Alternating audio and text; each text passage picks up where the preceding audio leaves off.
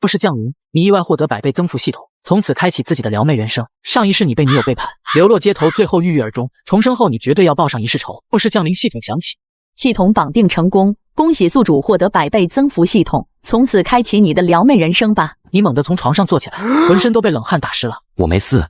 你明明记得自己在末日里被最信任的女友背叛，现在竟然重生了。但是令人卧槽的是，距离末日爆发只有仅不到半个小时。好不容易重生，结果只剩半个小时，末日就要降临了，这不是玩我吗？但凡给你多一点的时间，就可以去整个几百万的物资，直接苟到寿终正寝。现在只剩半个小时，关键还是凌晨5点，上哪整物资去？就在这时，你忽然感觉脑海中一道白光闪过，随即一个无边无际的空间出现在你眼前。恭喜宿主获得空间异能，宿主尽可能的去储存物资吧。空间异能，你脸上露出狂喜之色。你清楚地记得上一世，随着时间推移，动植物逐渐开始变异，人类当中也开始出现异能者，空间异能便是最受欢迎的能力之一。不过空间异能却仅几平方，像这样大到根本没有边界的，简直闻所未闻。有了这个空间以后，何愁没有物资？可惜第一场灾难便是酸雨，末日的第一场酸雨大概只会持续3天左右，后面便是持续数月的大暴雨。想要把酸雨的毒性清除干净，起码也要等到半个月以后了。也就是说，我必须要准备半个月生活的物资。想到这里，你连忙在房间里翻箱倒柜子，最后找到了半箱水、1箱桶装方便面、2袋螺蛳粉、1盒午餐肉。你把手放在1箱方便面上，心念一笔，整箱方便面瞬间消失在原地，出现在你的系统空间。检测到物品，是否对物品进行增幅？是的，物品增幅成功，恭喜获得100倍奖励。存进空间的物品可以增幅100倍，这真的不是幻觉。你迫不及待把其他食物也都收进空间，无一例外，这些东西全都被增幅了100倍。看着空间里满满的物资，你内心充满了安全感。不过比较扯的是，已经被空间增幅过的物品就没有办法重复生效了，否则给你几天时间都直接能开家超市了。你忽然想起了几样比较重要的东西，你找到一些野外生存用品，登山绳、帐篷、防潮衣、橡皮艇，这都是你上次跟女友出去野营准备的。没想到女友却钻进了别人的帐篷。等洪灾降临后，这可是能救命的东西，不知道这些东西能不能增幅。你把橡皮艇从柜子里搬了出来，没有充气的橡皮艇可以直接塞进背包里，如果数量能翻个100倍，那就完全不用担心损耗问题了。你还是用老方法把橡皮艇送进空间。检测到物品，是否对物品进行升级？升级？看来系统空间还不止一种功能。升级，物品升级成功，恭喜获得加强版冲锋舟，能耗降低100%，速度提升200%，强度提升500%。看着升级后的橡皮艇，你不由双眼一亮。你又把剩下几样东西全部都送进了空间。帐篷和防潮服也增加了防晒功能，可以抵御零下100度的超低温。这是什么逆天的黑科技？就在这时，一道震耳欲聋的闪电划破长空，很快酸雨从空中泼盆而下。这场酸雨带着强烈的毒性，沾则必死。手机忽然震动，屏幕上还显示着一条新消息，一看是女友沈梦然发过来。亲爱的，外面好大的雨啊，看来今天520我们是没有办法出去了，不过你说好送我的礼物可不要忘了哦。看着短信内容，你脸上露出的冷笑。沈梦然是你交往了快3个月的女朋友，也是前世害死你的罪魁祸首。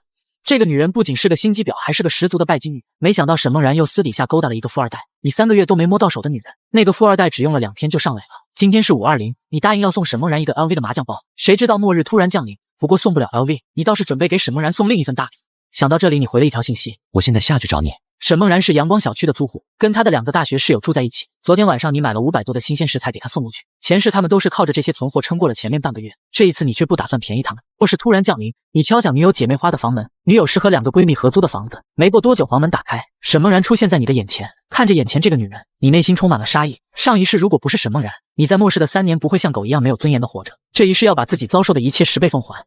你怎么这个点下来了？昨天我买了些吃的，嫌麻烦就一起送到你们这里了，想着反正醒都醒了，趁上班前把东西拿回去。这么大的雨，你还要去上班啊？那你自己拿，我继续去睡了。你进了厨房以后，也不管3七21见什么拿什么，将全部食材收进了系统空间，看着空荡荡的厨房和冰箱，然后潇洒的离开了。等沈梦然他们醒来以后，就会知道什么叫末世的残酷。回到自己的住处以后，你开始清点物资，经过空间的100倍增幅后，起码够吃1-2年了。外面酸雨倾盆而下，你则是睡了一个回笼觉。醒来以后，发现有10几个未接电话，还有几条短信。你打开一看，是沈梦然发来的。赵铁柱，你疯了吗？厨房的东西都是你拿的，外面的酸雨有极强致死性，我现在没办法出门，你把东西都拿走了，我们今天吃什么？现在我命令你把吃的东西全部给我送回来，不然我们就分手。看着沈梦然发来的几条短信，你心情极好的打字回道：宝贝，你最近不是在跟闺蜜们减肥吗？我把东西拿走都是为你好。沈梦然收到你发来的短信，气得脸都快绿了，这个家伙疯了吗？这时沈梦然的闺蜜王佳艺和张文抱怨起来：梦然，我多死了，你赶紧去找铁柱把东西拿回来，我们总不能不吃东西吧？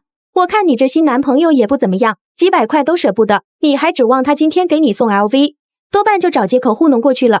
我只是跟他玩玩而已。等我拿到 LV， 下周就找理由把他甩了。再三纠结过后，沈梦然还是决定去找你。10分钟以后敲响你的房门。铁柱，你快开门，把你今天拿走的东西都还给我们。梦然，我知道你现在很饿，可你必须要克制。你不是说自己要减肥成功吗？谁他妈要减肥？他现在都快饿死了。就在这时，沈梦然看见你从门缝下面递了一张银行卡出来。宝贝，这张卡你拿去随便花，里面有50万，只要你能减到80斤，我就再给你50万。其实这张卡只有5毛，末世里钱就是纸。50万，我减到80斤，你真的再给我50万？他现在已经85了，减到80斤不是轻轻松松吗？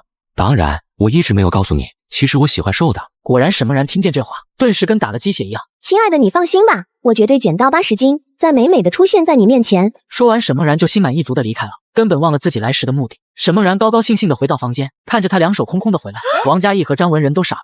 梦然，吃的东西呢？你怎么就这样回来了？我家亲爱的是想督促我减肥，为了我好才把吃的东西拿走了，他还给了我50万，等雨停了我就去取钱。你没搞错吧？那个家伙舍得给你50万，我怎么不信呢？他才不敢骗我，这2年他是怎么对我的，你们又不是没有看到，他都答应结婚后在房产证上加我名字，当然我肯定不会跟他结婚的，他还不配。你高中的时候父母车祸去世，留下了一套房子和上百万的保险金，但是离真正的富豪差远了。那我们怎么办？家里什么吃的都没有了，去找邻居借一下，明天还给他们不就行了？好吧。张文只好去隔壁借了。没过多久，一个30岁出头的男人给他开了门。小文妹妹，你找我有什么事啊？翔哥，我们家里没有吃的了，你能不能借我们一些？等雨停了我们就还给你。听着张文娇滴滴的声音，李强瞬间立起来了。你让我幸福一下，我就让你进来随便挑。张文暗骂了一句，不过还是跟着李强进了房间。半个小时后，张文拎着一大包东西回到房间。你怎么去这么久？还用说吗？没听见刚才隔壁那么大动静？强哥家买了新的健身器材，我就在强哥家运动了一下，你们可别想歪了。张文说的运动到底是什么？大家都心知肚明。沈梦然也知道张文是什么德行。梦然，你真的不吃？那我可就不做你的份了。不吃。沈梦然态度坚决，只要瘦到80斤，他就能再从你那里拿50万，不就是几天吗？他还忍得住？卧室突然降，女友闺蜜敲响你的房门。铁柱，你那有吃的吗？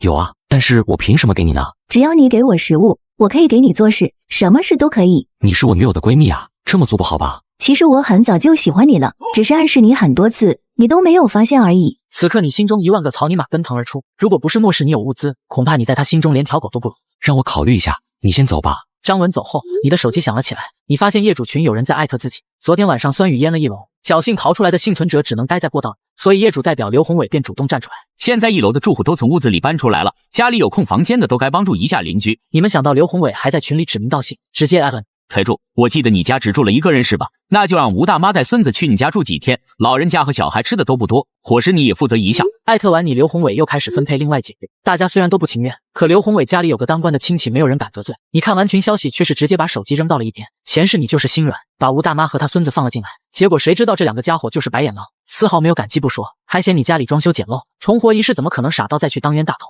你没有在群里回应，刘宏伟自作主张把人安排过来。没过多久，你听见一阵敲门声响起。铁柱，我们是刘代表安排过来的，你快开门啊，我们还没吃早饭，快让我们进去吃点东西。你没有搭理他，见里面没有动静，吴大妈敲门的动静越发暴躁起来。行啊，你连刘代表的话都不听了，我看你是活得不耐烦了。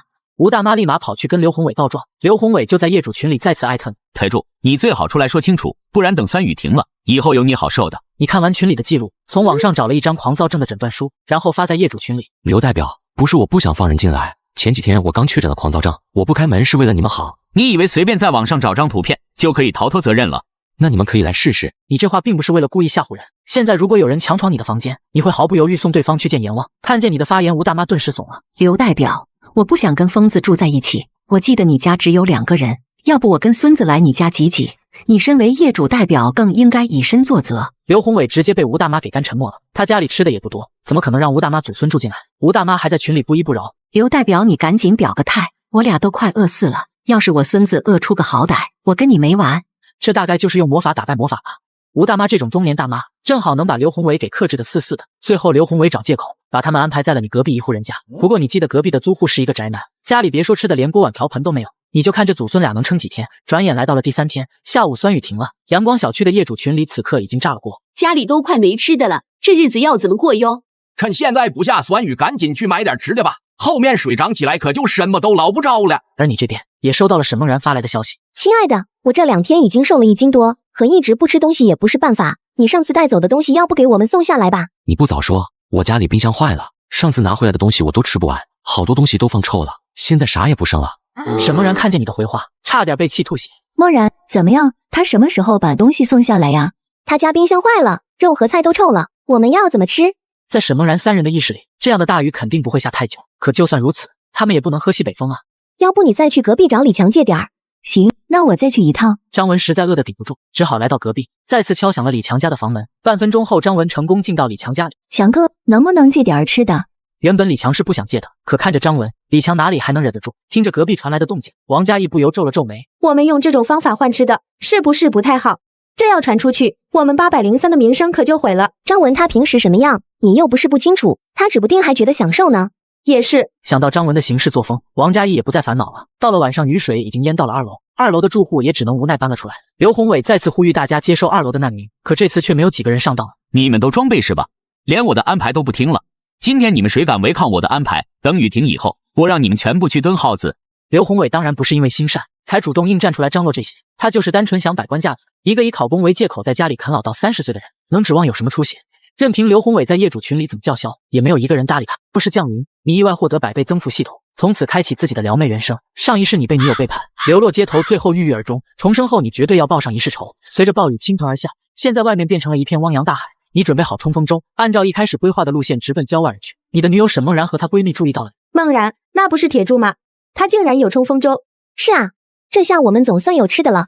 沈梦然认为你可是她的男朋友，出去找到吃的哪有不分给她的道理？2个小时后，你来到了城郊外一座山脚下，便看见山上成片的大棚，你一个大棚一个大棚的收过去，所有种类的蔬菜水果几乎应有尽有。你足足收了有个7、8个小时，才把整个种植基地的蔬菜水果收完。你又来到一栋建筑的旁边，发现一个大型发电机，看着眼前这台大型发电机，你双眼都不禁亮了起来。同时，你还在附近发现了10几桶柴油，收进空间里立马变成1000多桶。检测到发电机是否对物品进行升级，进行升级，物品升级成功，恭喜获得加强版发电机，特殊加持，永不损坏。这是什么逆天科技，竟然可以永不损坏？在建筑里转了一圈，你发现最里面还有一个房间，刚才那台发电机似乎就是为这个房间准备的。你费了一些力气将房间的铁门打开，刹那间一股冷气扑面而来。这里竟然还有冷库，在这里存放很多让你意想不到的食材，各种海鲜、牛肉、火腿，还有一些野味，品质全都堪称顶级。你把冷库里食材全部收进了空间里，经过空间增幅后，这些高档食材瞬间变成了数万吨。将整个基地搬空后，你发现已经快到半夜，你只好在建筑的房间将就了一晚上。第二天清晨，你赶回阳光小区，刚进去你便被几个人堵在了走廊上。一个长得5大3粗的男人，满脸贪婪地盯着你身后的背包。小子，你出去了这么久，看来收获不错啊。你淡淡看了这几人一眼，没有多说一句废话，直接一拳将对方打倒。上一世在末世里混迹3年，谁不是从人堆里爬出来的？你更是专门学过格斗技巧，这些家伙在你眼里根本不够看的。就这样，你顺利地回到了15楼。就在你准备开门进屋的时候，住在隔壁宅男家的吴大妈像是掐着点一样快步走过来。铁柱，你这次出去都找到什么好吃的了？有事？哎呦，大家都是邻居，别这么见外嘛。你懒得搭理他，然后头也不回地回到房间。另一边，得知你回来的沈梦然3女此刻都激动得不行，张文饿的双眼都快冒绿光了，恨不得现在就去向你现身。不过他知道你看不上自己，这件事还得让沈梦然去做才行。铁柱竟然活着回来了，身上肯定有好多吃的。梦然，你别再磨叽了，快去找铁柱吧，以后肯定可以养活我们3个人。梦然，你可不能再像以前那样对他爱答不理了。现在我们有求于人，等你见了铁柱，记得给你一点甜头。如果雨一直不停的话，那你就是他们的长期饭票，肯定要好好哄，以后才能卖力给他们干活。所以说你不懂男人，如果我像你一样见到男人就直接献殷勤，那他们只会把你当玩具，才不可能乖乖听你的话。可你跟王少爷在一起的时候，不也马上就睡了？那怎么能一样？我跟王少爷是真心相爱，去酒店那也是情不自禁的。张耀撇了撇嘴，什么狗屁真心相爱，不还是看人家有钱。10分钟以后，沈梦然来到你家门口。沈梦然发现你的房门竟然是打开的，你正用铁板固定防盗门，这些都是你从种植基地找到的工具。铁柱，你这次出去是不是找到了很多食物呀？我是你的女朋友，你难道不应该分我一半吗？你都这么胖了，怎么还一天只知道吃？沈梦然，你太让我失望了，我们分手吧。沈梦然愣住了，你竟然要跟他分手？没想到你是真的嫌弃他胖。等你什么时候瘦下70斤再来找我吧，到时候我还是会重新接受你的。你把沈梦然的推到门口，然后重重关上了房门。你用了1天时间把门窗都进行了加固，转眼又是3天过去，很多家里有存粮的，现在也已经差不多见底了。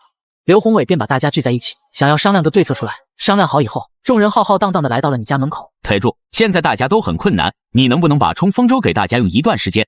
等洪灾过去，上面肯定会给你表彰的，这可是光宗耀祖的好事。别怪我没提醒你们，酸雨的毒性3天前就减弱了，你们该第一时间去附近超市收集物资，而不是听刘宏伟的话，在这里跟我浪费时间。邻居抓住了你话语的关键，酸雨的毒性已经减弱了，小区对面的生鲜超市距离你们也就几十米，出去一趟风险并不大呀。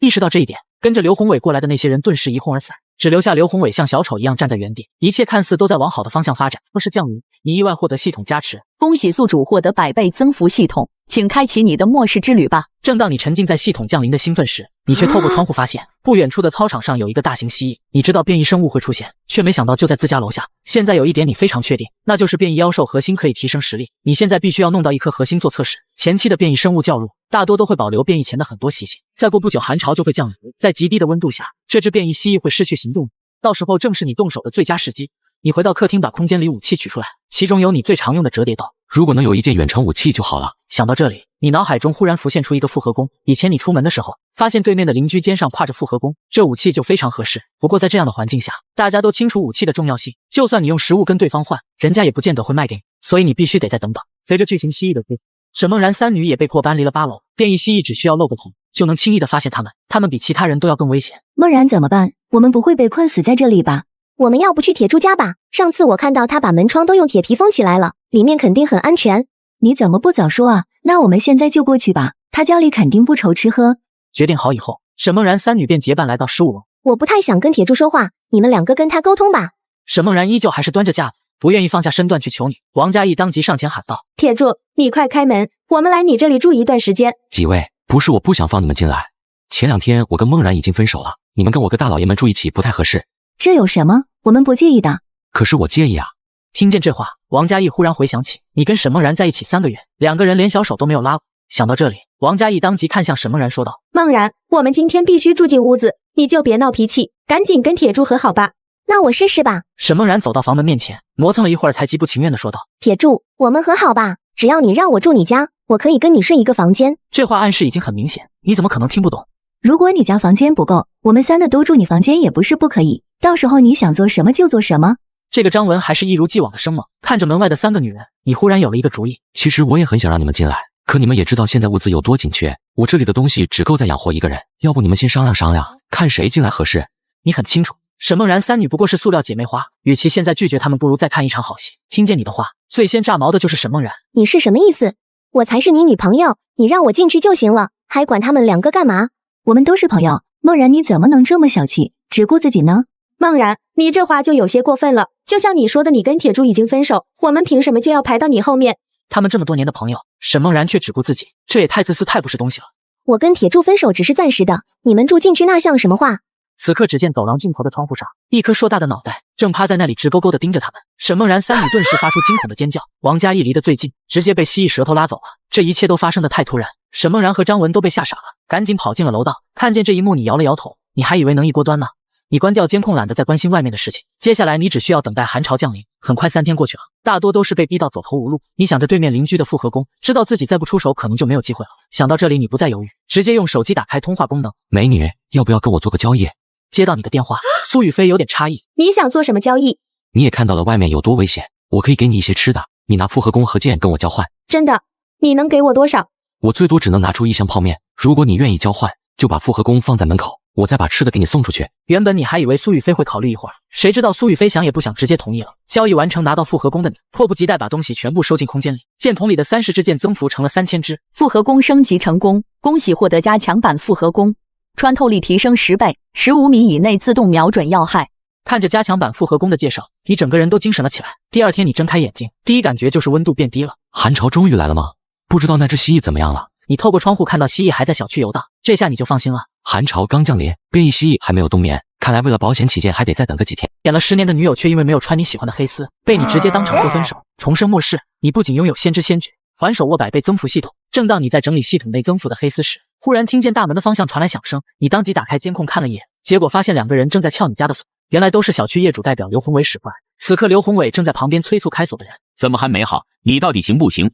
别催，马上就好。你看到这2人，觉得是时候给出点教训，要不然以后的日子清静不了。你直接拿出棍子打开门，对着2人就是乱撞。铁柱，你疯了吗？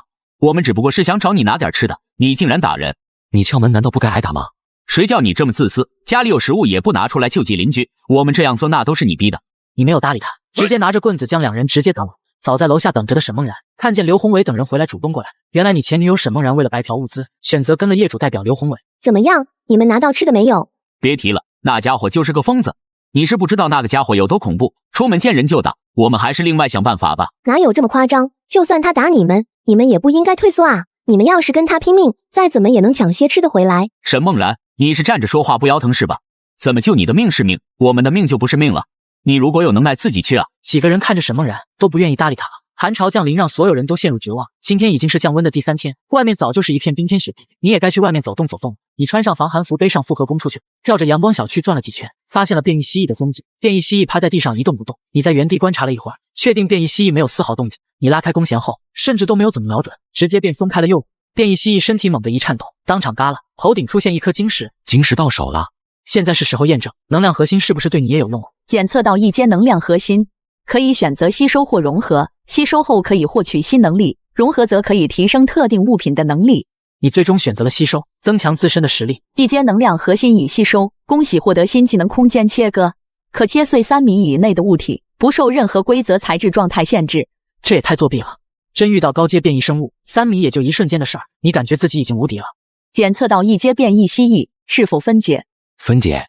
一阶变异蜥蜴已分解，恭喜获得一阶体能强化液，服用后可全方位强化体能。你眼中满是惊异之色，变异生物体内竟然能提取出这玩意儿，你二话不说就把这强化液干了。下一秒，你感觉肚子里像是有火在烧，旋即化作一股股暖流涌向4肢百骸，你感觉自己浑身充满了力量。接下来你又到附近的商场里面找物资，其中最让你满意的几样东西便是防护服、望远镜、摩托车还有头盔。防护服升级为了防弹衣，望远镜升级为加强版望远镜，摩托车升级为加强版怪兽摩托车，不仅速度更快更灵活，还能适应任何地形。半个小时后，你心满意足地出了商场，骑着摩托车往郊外赶去。你很快就来到了一家桶装水工厂，进入工厂以后直奔库房。像这样一家大型桶装水加工厂，每个小时都能生产几百到上千的桶装水，二话不说便开始扫荡起来。尽管你动作已经很迅速，可也收了好几个小时，总量接近10万的桶装水被增幅以后，直接达到了1000万这个惊人的数字。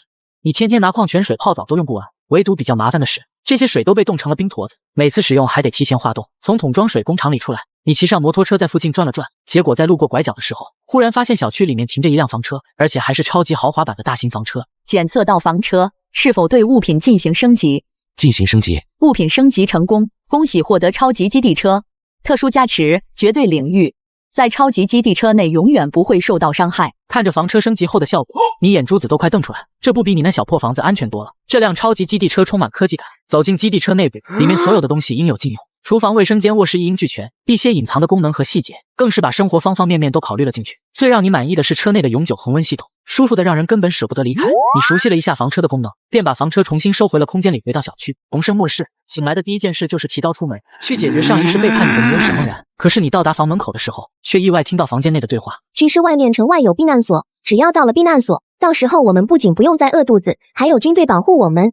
那我们赶紧出发吧，大家现在都饿着肚子呢，我们争取早些到避难所。我们最好还是等天黑再出发，不要让其他人发现我们。沈梦然故意没有去叫你，等他在避难所里吃香的喝辣，你就在这里悲惨的等死吧。你忽然计从心来，准备先行一步去外面避难所，结果你刚出门，苏雨飞正好过来了。这么晚，你还要出门吗？我找你有点事。找我？什么事情啊？你有没有兴趣跟我合作？我知道一个很不错的地方，有药品有食物，很适合当据点。数量有多少？这个地方是我表妹工作的公司，她就被困在了那里，我想和你去救她出来。你说的那家公司在哪里？过去需要多久？就在新城区，我家里还有一辆山地自行车，咱们骑过去的话，应该几个小时就能到。今天我出门找到了一辆摩托车，骑我的摩托车赶路吧。大约过了40几分钟，摩托车停在了一座高楼面前。就是这里了。断电之前我跟表妹约好在这里见面，她肯定还在楼上等我。10几分钟以后，你们来到了苏雨飞表妹工作的门口，从里面传出了一个女人的声音。芷嫣，你就从了亮哥吧，他最近力气变得很大，肯定有能力保护我们。你想的倒是挺美，你们要自甘堕落，别拉上我。这次留在公司一共有3个人，其中就于亮一个男的。于亮就开始想做后宫梦了，没想到下一秒却响起了苏雨飞的声音。芷嫣，你在里面吗？表姐，我表姐在外面，现在外面那么冷，得赶紧让她进来。不行，公司里吃的就那么多，我们只要顾好自己就够了。你们不让我表姐进来，那我离开总行了吧？芷嫣，不是我不放你走，而是外面太危险了，我不能看你去送死啊！叶芷嫣彻底失去了耐心，现在她只想离开这个阿扎之地。臭娘们，给你脸不要脸，看我今天就把你办了！就在这时，大门砰的一声被打开，你和苏雨飞站在门口。当你看到叶芷嫣那一刻，竟然是她。如果我没有记错，眼前这个女孩就是未来城内排行第1的治愈系异能者。叶芷嫣急忙走到你的身边，见叶芷嫣没有什么大碍，苏雨飞才松了一口气。臭小子，你竟然敢打扰我的好事！你没有给余亮动手的机会，直接人形闪过去，余亮直接倒地嘎掉，杨丽也被你扔了出去。药品和食物在哪里？药品在3楼，食物在2楼。你们在这里等我。说完，你便直奔2楼而去。你很快在2楼的食堂储物间找到了几十袋大米和面粉，几包挂面，一些调味品，几箱饮料，还有一些海带之类的干货。你又来到了3楼，药品全都一箱箱都保存在冷藏柜，所以收进空间以后，全都得到了品质上的提升。你不敢多耽误，连忙返回到公司1楼，看着你空手回来，叶芷嫣微微一愣：你怎么什么都没拿？这里有脏东西，我们先出去。你没有多解释，直接带着2人出了大楼。刚出门口，看见大厦上有一颗巨大的爬藤。我的妈呀，这东西怎么长这么大？这是一种寄生类的变异植物，对付起来非常麻烦，我们最好尽快远离这片区域。你们走没多远，一辆充满科技感的大型房车停在了前方的路口。铁柱，这车你从哪儿弄来的啊？路边捡的。苏雨飞充满了鄙夷，这么大辆房车还能在路边捡到？哄小孩吧。上了车以后，叶芷嫣打量了一下房车内部，又看了看你。姐，你这朋友挺帅啊。都什么时候了，你还有心情看帅哥呢？帅哥总比秃顶好。原本他以前没那么颜控，但有了对比以后，他才发现自己还是喜欢帅哥的。你们谁会做饭？冰箱里有菜，随便做点吃的。从现在开始，你就要培养这2个女人的自觉性。住在你的房车里不干活怎么能行？我来吧，我的厨艺还行。半个小时后，3碗香喷喷的面条出来了，你们3个美滋滋吃了一顿。吃完饭你就开始安排任务，以后做饭就交给芷嫣负责了。吃的东西你们不用担心，我会想办法。这时你又看向苏雨飞，想着得给他找个活。你考过驾照没？明天开始就由你来开车。若是降临，你不仅获得百变增幅系统，而且还拥有一辆末世超级房车，最主要里面还有2位女神相伴。铁柱，今天我们去哪里？苏雨飞从今天开始，他就要充当这辆车的司机了。你取出平板放在桌面上，去地图上我标注的这个加油站。与此同时，沈梦然一行人找到了避难所，大门口有几个壮汉把守，沈梦然等人都快激动哭了。到了，我们终于到了。大哥，我们是来投奔避难所的，你快带我们进去吧。加入我们避难所可以，但所有物资都必须上交。你们要我上交所有物资，这是不是有点太过分了？避难所不是应该帮助广大群众吗？妹子，你说对了，我们建立避难所就是为了帮助更多像你们这样的人，上交物资也是为了统一管理。梦然，你赶紧把东西给这位大哥吧，到了人家的地方，肯定要守人家的规矩啊。沈梦然很不甘心，但还是把背包取下来递给守卫。反正避难所每天都会发放食物，他多吃一些不就能赚回本了？避难所是由一所学校改造成的，很快他们被带到了学校广场上，广场上聚集了上百号人。就在这时，一个光头男走了过来。各位，今天我们的任务是加油站还有超市，大家找好工具，10分钟后就出发。听到光头的话，沈梦然等人满脸懵。什么？找物资？我们来饭都没吃上一口，还要出去干活？放心，等到了干活的地方，会给你们吃的。听见这话，沈梦然等人心里好受了一些，怀着对未来美好的幻想，沈梦然等人加入了队伍里。到了加油站以后，他们期盼已久的早饭，竟然就是一块硬像石头的面饼，吃着还有一股怪味儿。此刻你到了加油站以后，发现这个地方已经被占了。铁柱，要不我们换个地方吧？他们人太多了，如果让他们发现这辆房车，说不定会动手抢。想抢，让他们尽管过来。你正愁没有机会尝试基地车的武器系统了。观察了片刻，你忽然起身走向车门。你们待在车里不要离开，我去就回来了。你下车以后，直接大摇大摆地走向加油站。这时候一道熟悉的声音传来：铁柱，我就知道你对我贼心不死，竟然还敢偷偷跟踪我，你要不要脸了？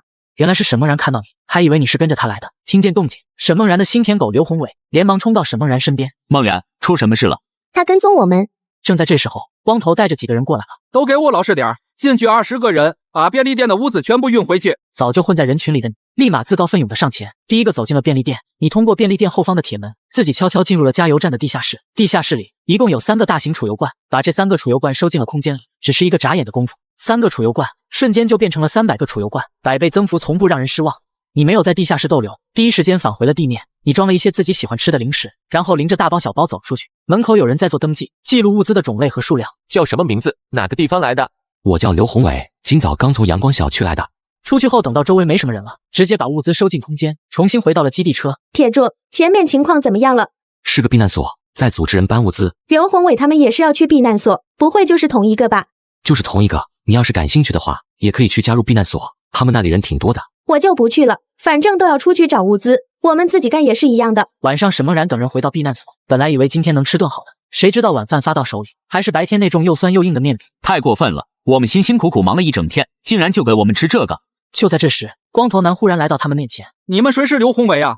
刘宏伟以为有什么好事，迫不及待的赶紧回答：我是。你小子挺厉害啊，连避难所的物资都敢偷。老实交代，你把东西都藏哪里了？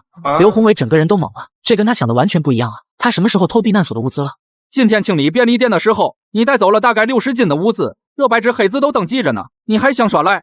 我没有啊，我从头到尾都一直跟我的邻居们在一起，根本没有经过便利店。不信你可以问他们。那你的邻居就是你的同谋？听见光头男这话，沈梦然等人顿时慌了。这位大哥，我们跟这事儿可没有关系。不过今天下午的时候，我记得刘宏伟中途是离开过一段时间。小子，今天我就给你上一课，在这里天王老子来了都得捂着，给我走！别人末世都是搞物资，而你末世却在温暖房车里吃肉喝汤，最主要身边还有美女相伴。苏雨飞和叶芷嫣心里都觉得这种日子是不是太奢侈了？我们也去找物资吧，冰箱里的东西最多也就够吃2天了。其实我家就在附近，要不过去看看？你们随意，我都行。你本来就没准备养闲人，让他俩去外面锻炼锻炼也不是什么坏事。几分钟后，基地车停在了一个小区外面。下车以后，一道黑影忽然从不远处闪，定睛一看，那竟然是一只瘸腿的黑猫。这是幽冥王。前世巨世出过一头王级变异兽，因为浑身环绕着幽冥，故而被人们称作幽冥王，跟刚才那只黑猫的特征完全吻合。进入小区后，你一直在搜索黑猫的踪迹，现在物资也有了，异能也有了，两只猫还是养得起来。前世幽冥王的结局并不算好，幽冥王虽然是变异兽，但对人类却始终抱有善意。可幽冥王对人类友好，却不代表人类也是如此。要知道，这可是王级变异兽。王级变异兽是什么概念？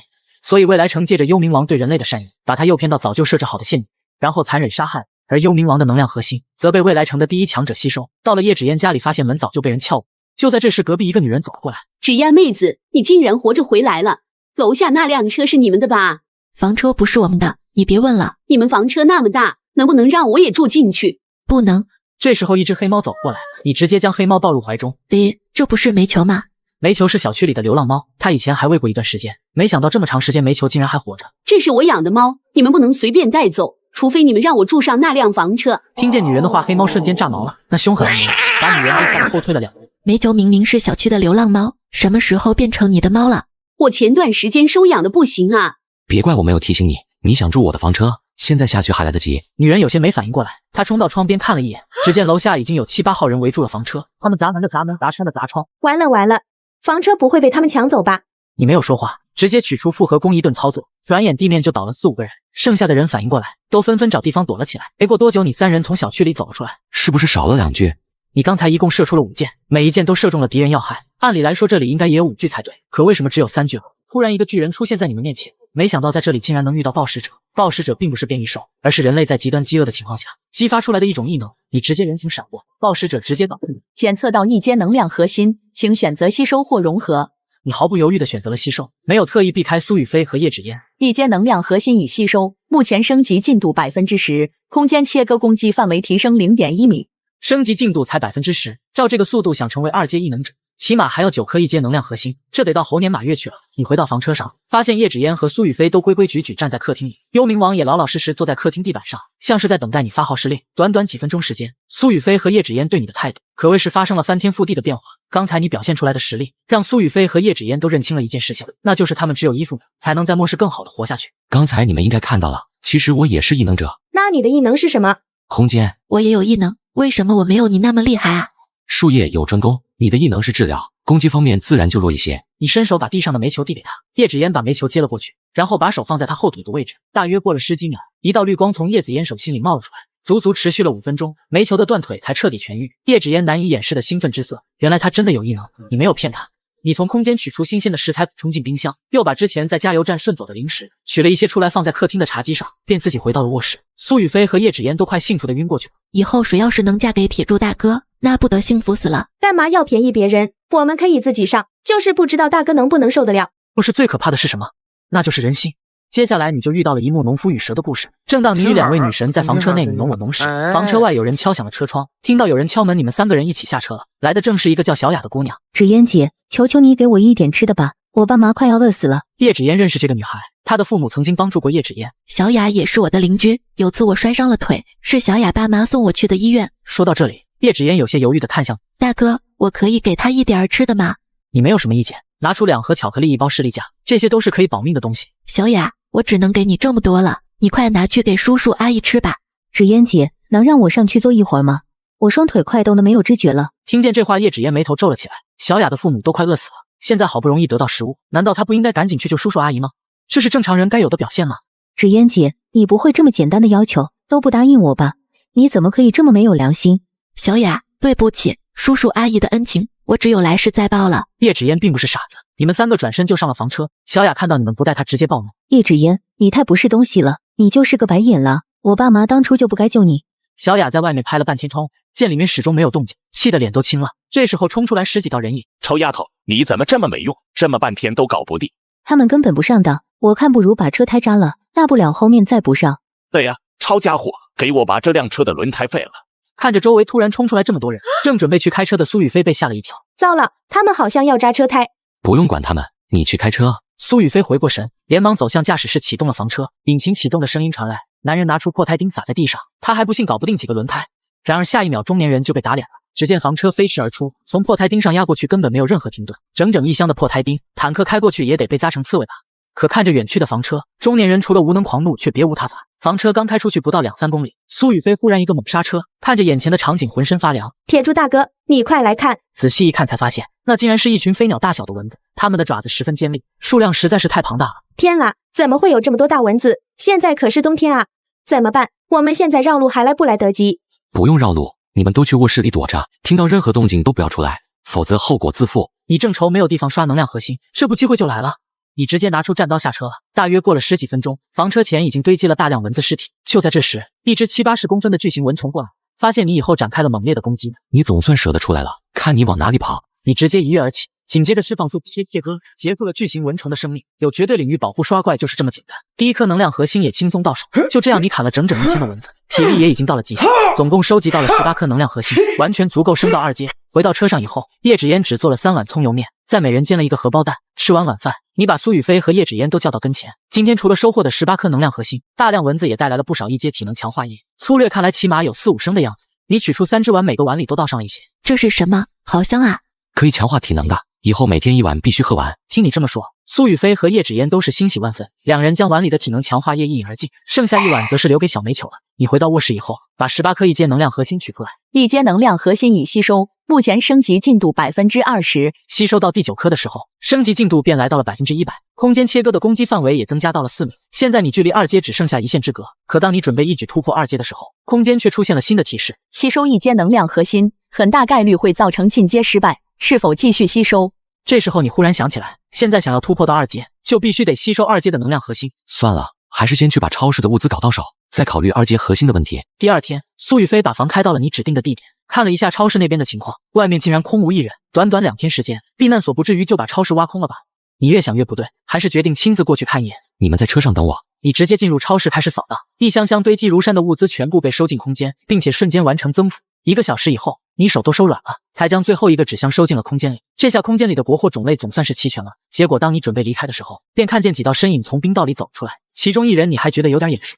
故事降临，系统响起，系统绑定成功，恭喜宿主获得100倍增幅系统，从此开启你的撩妹人生吧。没错，自从你获得系统后，2名女神已经伴你左右。此刻你正在超市寻找物资，这时一个染着红发的女生过来，后面还跟着2、3个女生。你是谁？我先来你们后的，这话应该我问你们吧。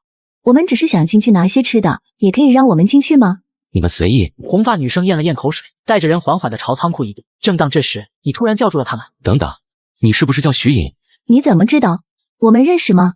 还真是你。前世你认识徐颖的时候，已经是末世3年后。那时徐颖是未来城精锐小队的队长，长得漂亮，地位又高，是很多男人心中的女神。最重要是徐颖是一名火系异能者，火系异能最克变异植物。你正愁要怎么对付医药公司外的那株虫啊，现在办法不就送上门来了？徐颖，你有没有兴趣跟我合作？什么合作？我能让你的实力变强。说着，你直接从兜里取出1颗能量核心。这个东西，我想你应该很需要吧？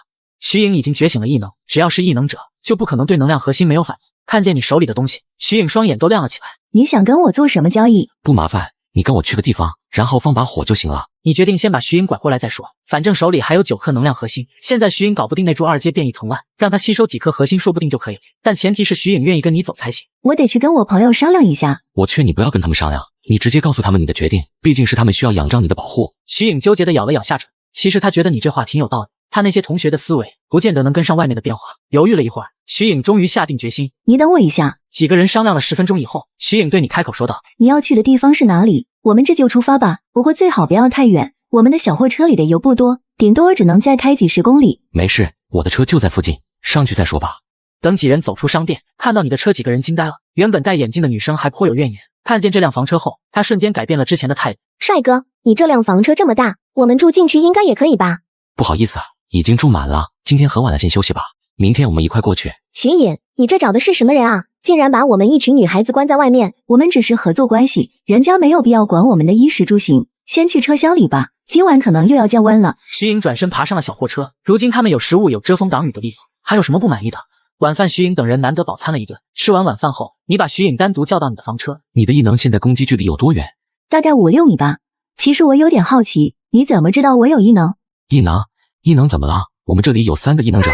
当然，第3个异能者说的是雷球。徐颖简直不敢相信，你的队伍里竟然全部都是异能者，他还以为只有自己是特殊的。现在你离我的要求还差那么一些，这颗能量核心你拿去吸收了，就当是我预支给你的报酬。徐颖接过核心，直接当着你的面吸收了。徐颖感觉自己变强了许多。你和徐颖直接来到车外面，试试攻击距离，看看效果怎么样。直接一丝火星凝聚在他掌心，等到这缕火焰彻底成型，徐颖便朝着前方一掌拍出，落在了10米外的地上。好像还是差点，继续吸收。你直接又让徐颖吸收了一颗核心，可是下一秒却出现了意外。我好像吸收不了。你皱了皱眉，随手又取出一颗核心递给叶芷嫣。你来试试。叶芷嫣把能量核心接过去，几秒后他看着你摇了摇头。我也不行，感觉好像体内到极限了。你当即意识到这不是徐颖和叶芷嫣的问题，因为你使用空间吸收能量核心，从来没有过数量和时间限制。今天就先这样吧，明天你再过来试试。第2天，你和徐颖来到医药大楼的不远处，结果发现藤蔓已经把整座大厦都包起来。你把第2颗能量核心递给他，试试看能不能吸收。10分钟以后，徐颖成功吸收了1半的能量核心。此刻你却看见一大群人朝着医药公司的大楼走去，看着长势越发茂盛的变异藤蔓，你似乎找到了它为什么进化速度如此之快。那些想跑过来寻找药品的人，肯定是全部都成了变异藤蔓的养料。这群家伙怎么也有20-30号人，真为了变异藤蔓，你的2阶能量核心怕是就要泡汤了。所以宁愿让他们死在外面，也绝不能让他们进这栋大楼。不是这样，系统响起。系统绑定成功，恭喜宿主获得100倍增幅系统，从此开启你的撩妹人生吧。此刻正当你在房车内欣赏美女时，你发现面前被变异藤蔓包裹大楼不远处有20-30个人正在向大楼走去，你赶紧开车挡住这些人的去路。你和徐颖等人赶紧下车，徐颖的同伴眼镜妹却认识领头的男人。这个人是不是医大的孙恒啊？家里听说有亿万资产，是个超级富豪呢。你们这辆房车干嘛要把大楼的入口给堵住？我们不过就是想去拿几盒药而已。同学你别激动呀，我们是隔壁舞蹈学院的，我会让他把车挪开的。孙恒打量了一下眼前这群女生，发现果然身材都非常不错，可是你却发话了，不想死的就赶紧离开。你们要是相信我，就赶紧回车厢里面待着，这栋大楼上的变异植物很危险的。徐颖，你别在这里装神弄鬼好不好？你知不知道这个人是谁？医大的孙恒啊。那你们就去孙恒的队伍吧，相信孙恒学长肯定能更好的带领你们。大家理应互相帮助，如果他们要加入我们自然是欢迎的。最后给你们10秒时间，不离开就是你们的死期。我呸，这家伙得意什么呢？有辆破房车了不起。孙恒话音刚落，藤蔓就开始向几人袭来，你迅速带着几人上了房车，孙恒等人则慌忙的跑了。接下来就看徐颖表演了，你拉着徐颖2人下车。看见4楼藤蔓最密集的地方了吗？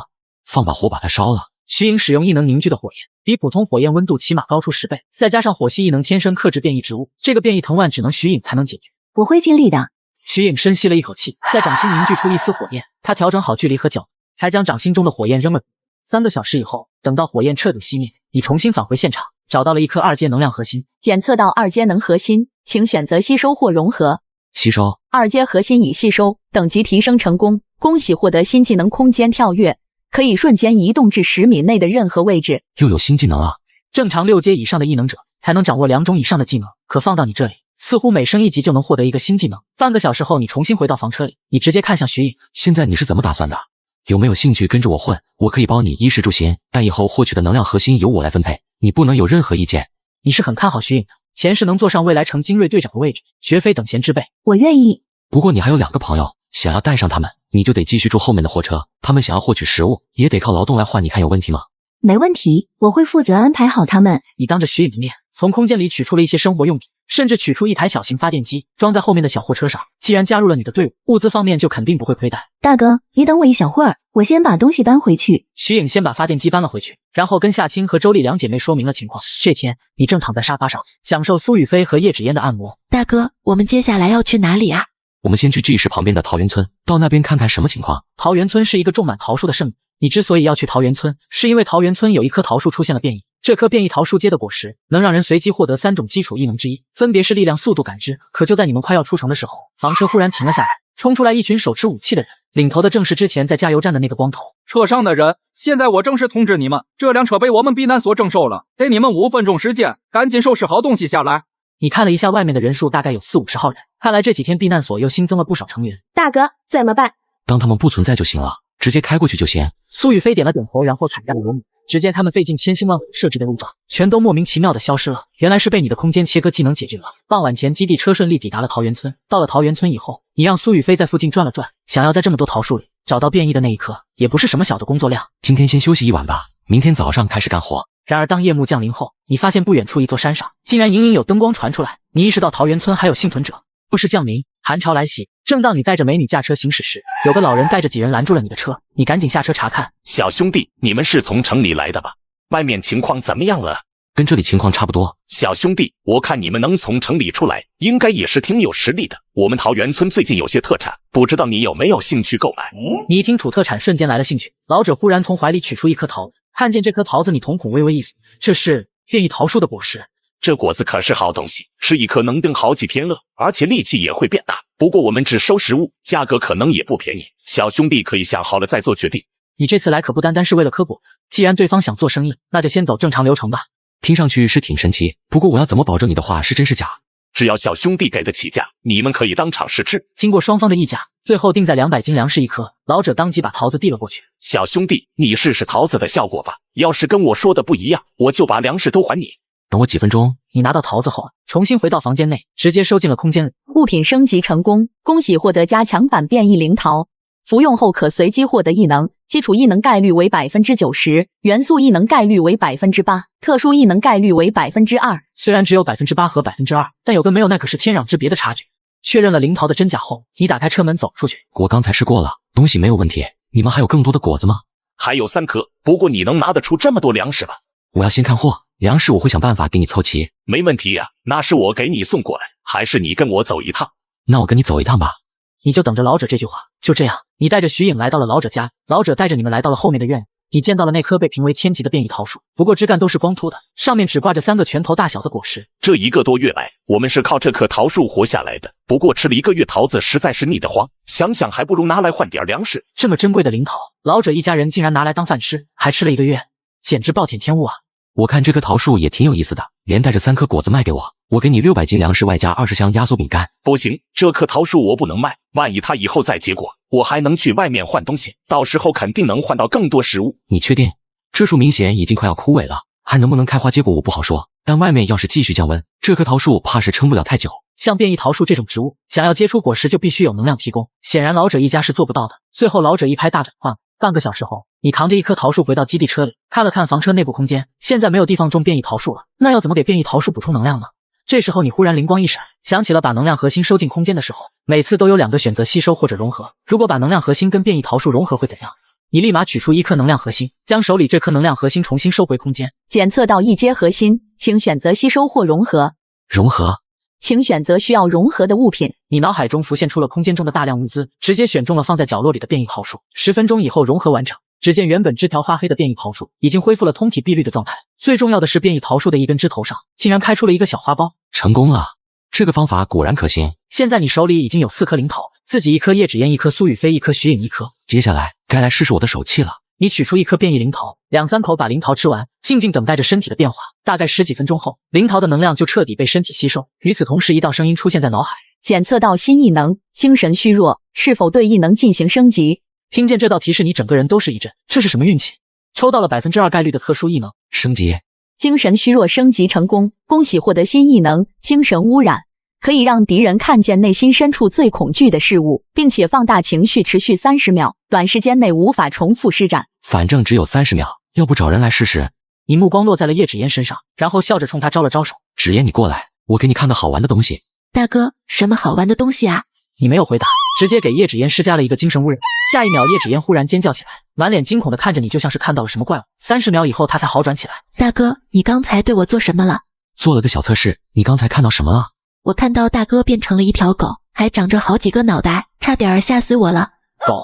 你这么大一个帅哥，竟然被人当成一条狗，开什么玩笑？不是降临，系统响起，系统绑定成功，恭喜宿主获得100倍增幅系统，从此开启你的撩妹人生吧。此刻你将灵桃拿给了苏雨飞和叶芷嫣，两人吃下后分别觉醒了雷电异能和感知异能。2天后，基地车抵达了 A 市，这里有一家国内规模最大的轻钢建筑工厂，很多漂亮的小别墅都可以轻钢搭建。大哥，前面就到你说的轻钢建筑厂了，不过我看路上有不少车轮印记，说不定有人在周围活动。没事，他们应该不是冲着轻建筑厂来的。莫是谁闲的没事儿干，把体力浪费在这上面。半个小时后，房车停在了轻钢厂外面。你独自一人来到工厂车间，这里大多是一些钢材还有切割的仪器。你把所有钢材和仪器都收进了空间里，这里面的轻钢用来修几百上千栋房子都没有问题，更何况收进空间里还有100倍增幅效果。今后就算你想要打造一个大型基地，这些轻钢数量都是完全足够的。你把整个仓库都逛完，发现里面还有一片空地，这里有3栋成品的轻钢别墅，类似于样板房，这倒是挺省事儿的。你毫不犹豫地把轻钢别墅收进了空间。物品升级成功，恭喜获得加强版合金别墅。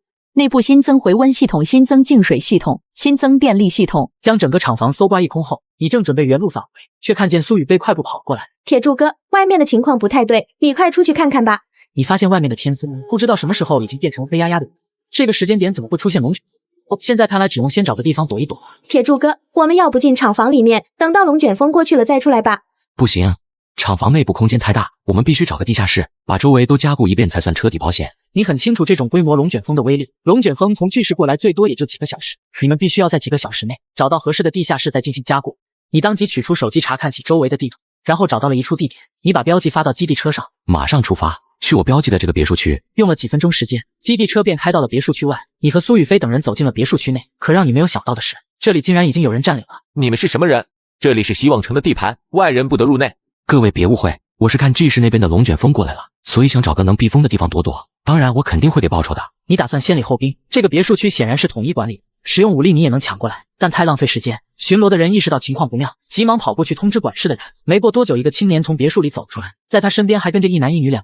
最前面的是希望城的首领陈泽言。多谢几位提醒，否则等我们发现，恐怕已经耽误不少时间了。我们只是想找个地方避避风，这里面有一些食物，就当是赞助在你地盘的酬金。你直接拿出一个背包，放的都是一些高热量食物。食物就不用了，我这里的规矩是只要给基地带来价值，就能得到相应的好处。你给我带来了这个消息，那自然可以免费住进我的基地。那就多谢了，麻烦给我找一个3层地下室。陈泽言点了点头，旋即看向身边的女人。心妍，你带他们进去吧。还挺挑剔，这个小区里只有我跟我哥住的别墅是5+3的结构，不是我们自己人根本住不进来的。最后陈心妍带着你进入了地下室，你明显感觉周围温度上升了很多，可是刚到地下1层，你就看到了30来号人，一道熟悉的身影闯进了你的视线，竟然是你的前女友沈梦然。怎么是你？你也是意外的扬了扬眉，这女人竟然还没死。原来你们已认识啊。既然你们认识，那沈梦然你把他们带去地下3层，我还有事要忙就先上去了。说完，陈心妍头也不回的走了，沈梦然却是满脸嫌弃的看着你。你怎么跟个狗皮膏药一样，总是阴魂不散？我告诉你，现在我已经有男朋友了，这辈子我们都不可能了。原来沈梦然费尽了心思，傍上了基地里的异能者王彪，如今在基地的地位也不一般。沈梦然，你是不是对自己太自信了？就凭你，比得上我身边哪一个女人？这时候，沈梦然才发现你身后的几个女人，御姐的、少女的、可爱的，什么类型都有。但她现在的男朋友可是异能者，等等，她就让王彪把你们全部赶出去。王彪可是基地的2把手。沈梦然把你们带到地下3层以后，就迫不及待地找到王彪。彪哥，刚才进去的那几个家伙，你能不能把他们赶出去啊？我跟他们有过节。那几个人是首领安排的，他们就是进去躲龙卷风的，有我在，没有人可以欺负你。亲爱的，你可是基地的2把手，首领他只不过是个普通人，我觉得你比陈泽言更适合当首领。今天你就要在大家面前立威，让大家都知道你才是基地最有话语权的人。那行吧，我这就去把那几个家伙轰走，你也别住地下1层了，直接搬去3层跟我住吧，咱们还没正儿八经的睡过呢。看着王彪着急的样子，沈梦然露出娇羞的笑容，但是他怎么也没有想到，自己的噩梦才刚刚开始。不是降临，系统响起，系统绑定成功，恭喜宿主获得100倍增幅系统，从此开启你的撩妹人生吧。此刻正当你带着女神在休息时，你的前女友沈梦然带着接盘侠王彪过来了。铁柱，现在我正式通知你们，你们可以从这里滚了，不然我男朋友可就要动手了。我男朋友可是力量异能者，单手就能举起几百公斤的重物。这么厉害吗？你正觉得无聊，没想到乐子主动送上门来了。你们赶紧滚吧，不要让我宝贝说第2遍。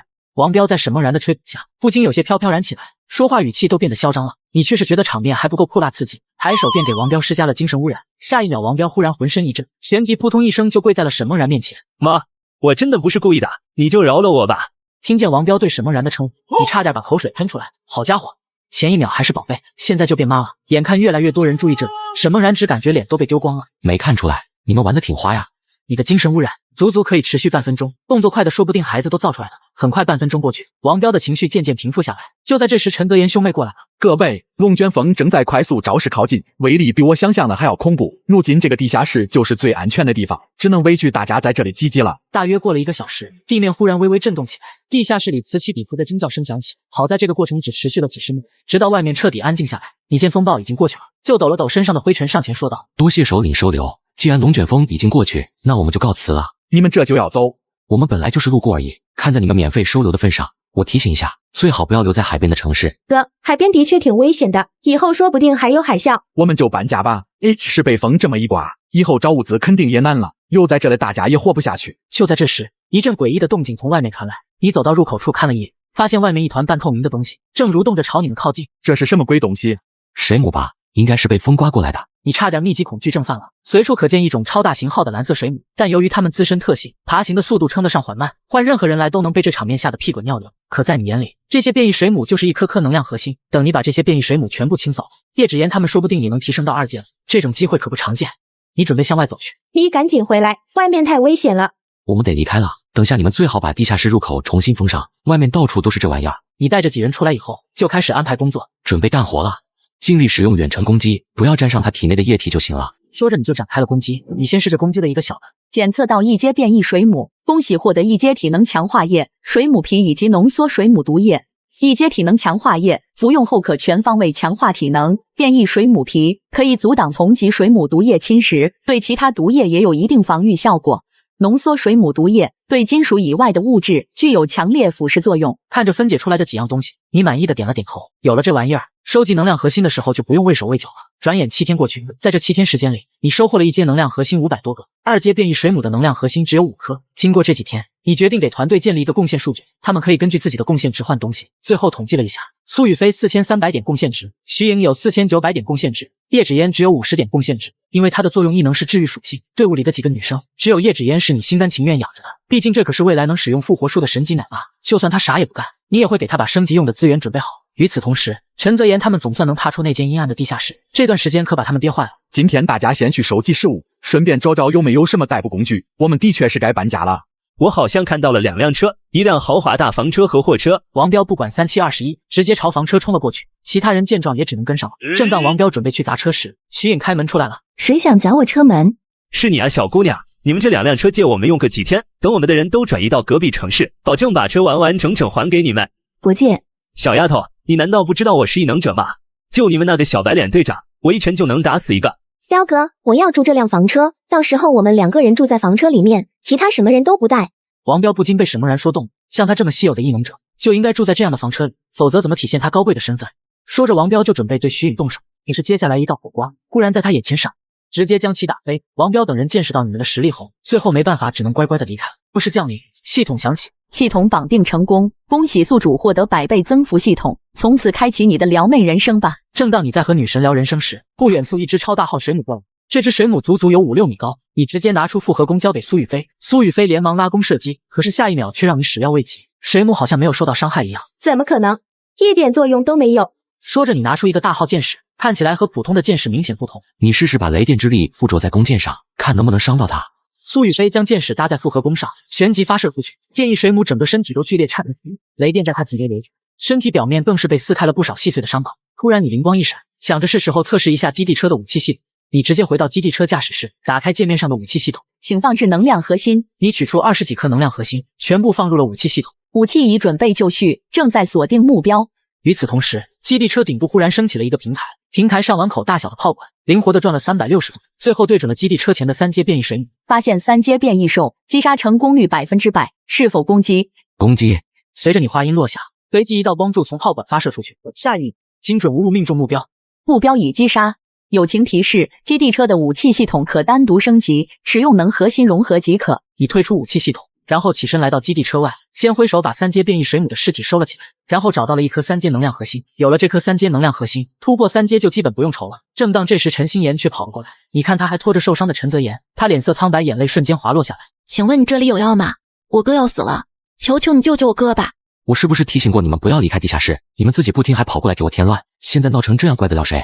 刚才基地里的人为了弄到这2辆车，又是出言不逊又是动手的，他们的确是理亏。陈心妍咬了咬牙，直接跪在了你面前。只要你愿意救我哥，我可以答应你任何条件。我是异能者，虽然没有你身边的几个人厉害，但我还是有些用处的。我可以给你1盒药，但你要用50只变异水母跟我交换。我愿意，只要能救他哥，他什么都会愿意去做的。说着，你拿出1盒药递给他。片刻之后，陈泽言的伤口已经开始凝结，但是还处于昏迷之中。想不想让你哥马上醒过来？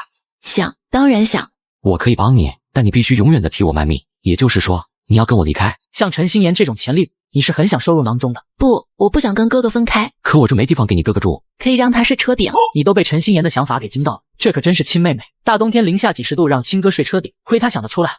我还可以给你一个情报，我哥前几年投资过一个养猪场，前段时间我们搜寻车辆，就是为了去养殖场看看能不能找到一些猪肉。可以，那就把你哥带上，住车顶就没必要了，让他住后面货车的驾驶室吧。你权衡利弊后答应了陈心妍。后面的小货车跟基地车不一样，货车的车厢跟驾驶室却是分开的，让陈泽言一个人进去挤问题倒是不大。太好了，老大，我以后肯定会好好替你卖命。虽然我还不知道你叫什么名字，但以后我生是你的人，死是你的鬼，这辈子我都跟定你了。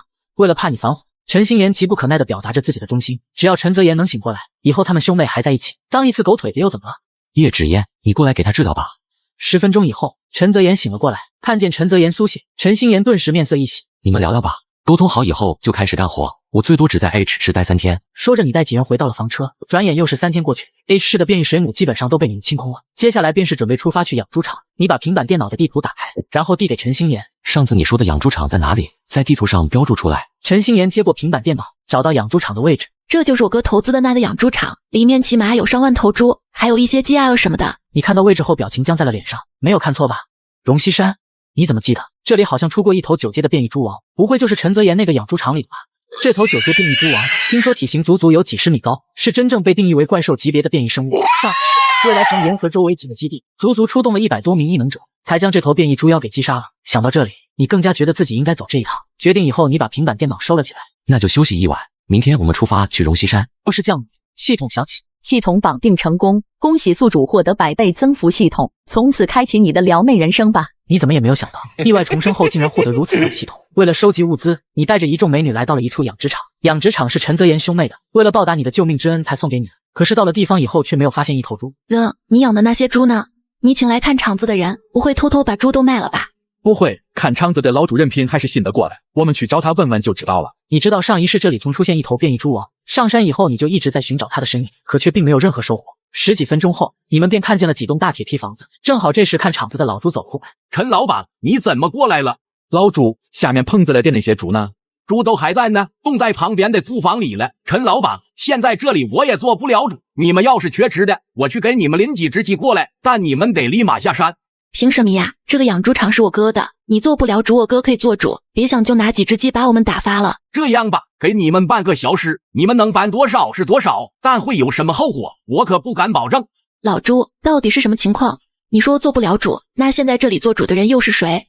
陈老板，你是不知道，咱们这个养猪场可是周围远近闻名的，光是这半个月就前后来了7、8拨人。不过最后还是杀猪场那些家伙占了上风，他们直接将这里霸占了。总之我也算是仁至义尽了，给你们半个小时进去随便拿。陈心妍本来想说半个小时怎么够，可是这时你忽然开口。行，那就半个小时。对于有系统的你来说，半个小时搬空整个仓库轻轻松松，还能获得100倍增幅。你们赶紧进去吧，抓紧时间，要是被那些家伙发现了，我也要吃不了兜着走。可是当你们刚进去库房，老朱就把铁门砰的一声关上了，还在外面喊道：你们不是要猪肉吗？给你们时间慢慢调。这家伙竟然敢耍我们，肯定是去通风报信了。你让众人在门口把守，自己一个人进了仓库。这个仓库是一个10万吨规格的冷库，如今为了堆放猪肉和鸡鸭鹅肉，整个冷库都塞得满满当当。你直接大手一挥，直接全部收入系统，100倍增幅后那就是1000万吨。你心满意足的从仓库里出来，结果发现老朱正好打开门带人进来了。看到这么多猪肉眼红吧？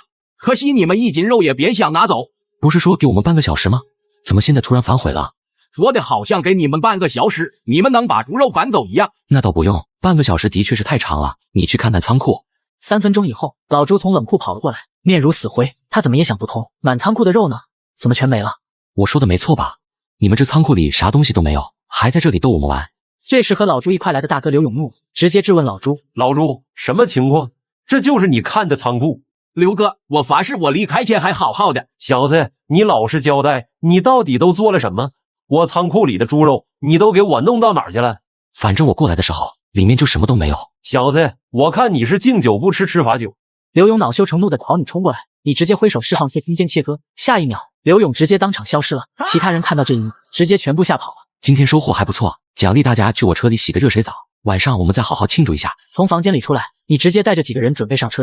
可是叶芷嫣忽然感觉到一股强大的气息。大哥，好像有什么东西过来了，这好像是3阶变异生物，跟上次我们看到的大水母是一个级别。你一看是一头变异猪王来了，这一次你准备自己动手，试一试自己目前的实力。你直接一个箭步过去，猪哥对不住了，直接启动一台接切针。可下一秒，他却转身就朝旁边的密林冲去。就在你纠结追不追的时候，一道黑影忽然从你身后跑了出去。你定睛一看，原来是那只变异黑猫煤球。煤球已经以每秒几十米的恐怖速度，它飞身跃到了变异猪王的脑袋上，一颗半透明的晶石就被他硬生生的掏了出来。变异猪王发出最后一声悲鸣，倒地不起。天哪，煤球太厉害了吧！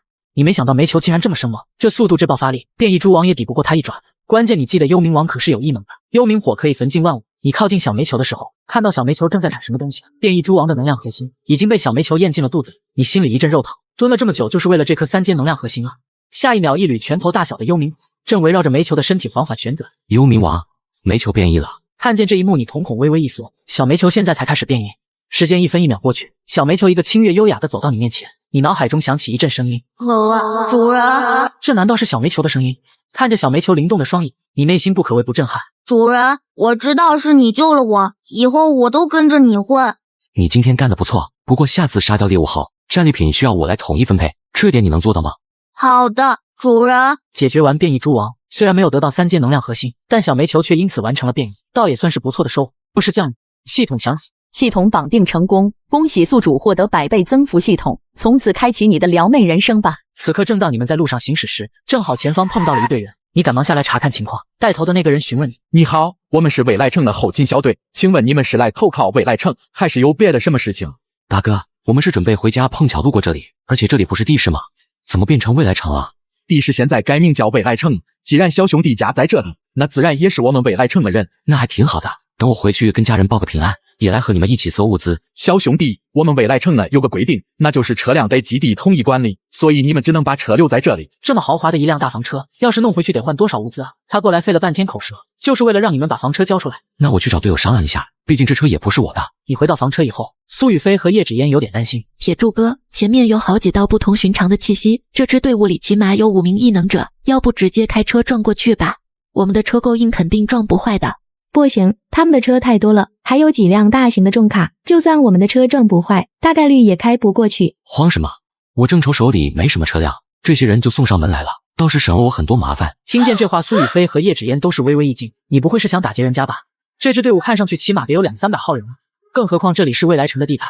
你抱起在沙发上打盹的小煤球，小家伙，该你表演了，出去吓唬一下那些家伙，遇到对方的异能者就直接带走，其他人可以不用管，记得不要破坏车辆。你打开客厅的窗户，把小煤球放了出去。下一秒，他浑身气息突变，身形瞬间暴涨到5-6米长。那一群人看到小煤球后，直接吓跑了。至于几个异能者，没有一个敢站出来。你直接下车，将所有的车辆全部收进系统空间，然后继续向前行驶。半个小时后，你们顺利的抵达植物园。你找到一块很大的空地上，把空间里的3栋合金别墅取了出来。你带着苏雨飞和叶芷嫣住进最大的别墅，徐颖和她2个闺蜜住进中型别墅，陈泽言兄妹则是住进最小的别墅。我可先说好了，免费是有时限的，1个月的时间你们得让自己成长起来。到时候还想继续住别墅，每天100贡献值。你这番话击碎了徐颖等人的美梦。100贡献值相当于每天都要猎杀1头变异兽。现在说正事，这个植物园有80%的植物会陆续变异，但植物的变异只有好坏2种结果。如果是往好的方向变异，说不定能找到变异桃树这样的植物；如果是往坏的方向变异，医药公司外面的那株藤蔓你们都是见识过的。所以你们接下来的任务，